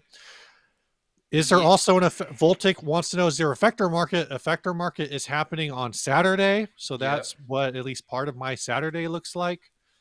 Um, those sandwiches, man, I can't wait to have a I sandwich. can't wait to have all their beer. Just all their beer. um, so there's that. So there's a lot going on. I don't think any night of NAMM last year we were back at the house, except for the first night because we were hosting a taco thing at the Yeah. house last night. The other nights, I don't think we were back at the house before midnight Yeah, so on that's any what night. nights look like. You come out Yeah, of it way more tired than you started, every time. yeah, So it's gonna be a blast. You're gonna see a ton of things. So make sure you follow all the appropriate social medias, and who knows where it's all gonna go out at. yeah. So Claudia, well, I know Ryan and I typically, and this is a habit out of the past because the internet used to be so bad inside of the convention center. I think it's a lot better now, but used to, you would take pictures all day long and then you would just photo dump at the end of the day. yep. You don't have to do that anymore, from what I've seen. It's It, still it not seems great. It's still not great. I had to go to the it the Creator it's Lounge so much last better year. than it was, though. Yeah. I went to the Creator Lounge a couple of times and really worked hard to get some things posted and like, nah, bro. I'm gonna figure it Yeah. out. So I'm gonna hit these last couple things. Claudia Yeah. J asks, "Are you in Japan?" I'm not in Japan. I'm Are not you in in Japan? Japan. I wish I Neither were of in us are in Japan. Japan. And I think, and then the other question: Are you Fender centric? Um, I think Fender is such a big part of the business that you could focus, and you'd have to go out of your way, I think, to intentionally avoid Fender. So it just ends up being like a thing, um, to that you have to like plan. Yeah, and that's funny because yeah, we both pulled down our Gibsons on this episode. Um, I'm definitely in my head. I'm in my head. I still tell myself that I'm a Fender guy, but I also almost only pull the Les Paul off the wall these days. I will say, let's see. Todd says protect your ears. One of my first tasks, hopefully they still have them, is I do have a ticket to the Eargasm event, which is just going to the Eargasm booth and getting a free set of earplugs. So, um, Ooh, is that a thing? yeah, did you not get the email? I have, man, I've gotten so many emails. I haven't been able to get Yeah, through I them know. all. I will double check. I need to Yeah, try to it's a do that. ticketed event, and if you don't have it, I can forward you Yeah, the forward that invite to me. because I'd love to it's get just that. they have like thousands of pairs of them. It's just they want people to Yeah. do it. That's what I have already, but I'd love to just get a new pair because those are kind of old. Yeah, All right, I think that's it. I I think think we that's did it. it. Let's say that we really did it. We did it. Thanks, y'all. We sure appreciate y'all hanging out. Oh my gosh, like we crossed almost 80 at one point for this stream, and Yeah, it took it's this still long at for us to. 67, which is Yeah, wild. yeah, it took us this long to get a thumbs down too. So whoever that was, we appreciate it. So y'all have a great week. You're gonna see a bunch of us. I'm sure there's a bunch of content coming out of NAMM. Be looking for a giveaway through NAMM House. We're gonna be announcing Oh that a whole yeah, bunch. We need yeah. to start talking about that a whole bunch more. So our trip to NAMM is being sponsored by Sweetwater, and Yep. so you're gonna see a giveaway. There's gonna be a bunch of stuff, ways for you to sign up and do that kind of stuff. Be looking for that, and we're gonna get out of here. Yeah. Be good to yourselves. Be kind to each other. Make some noise. Stay grounded.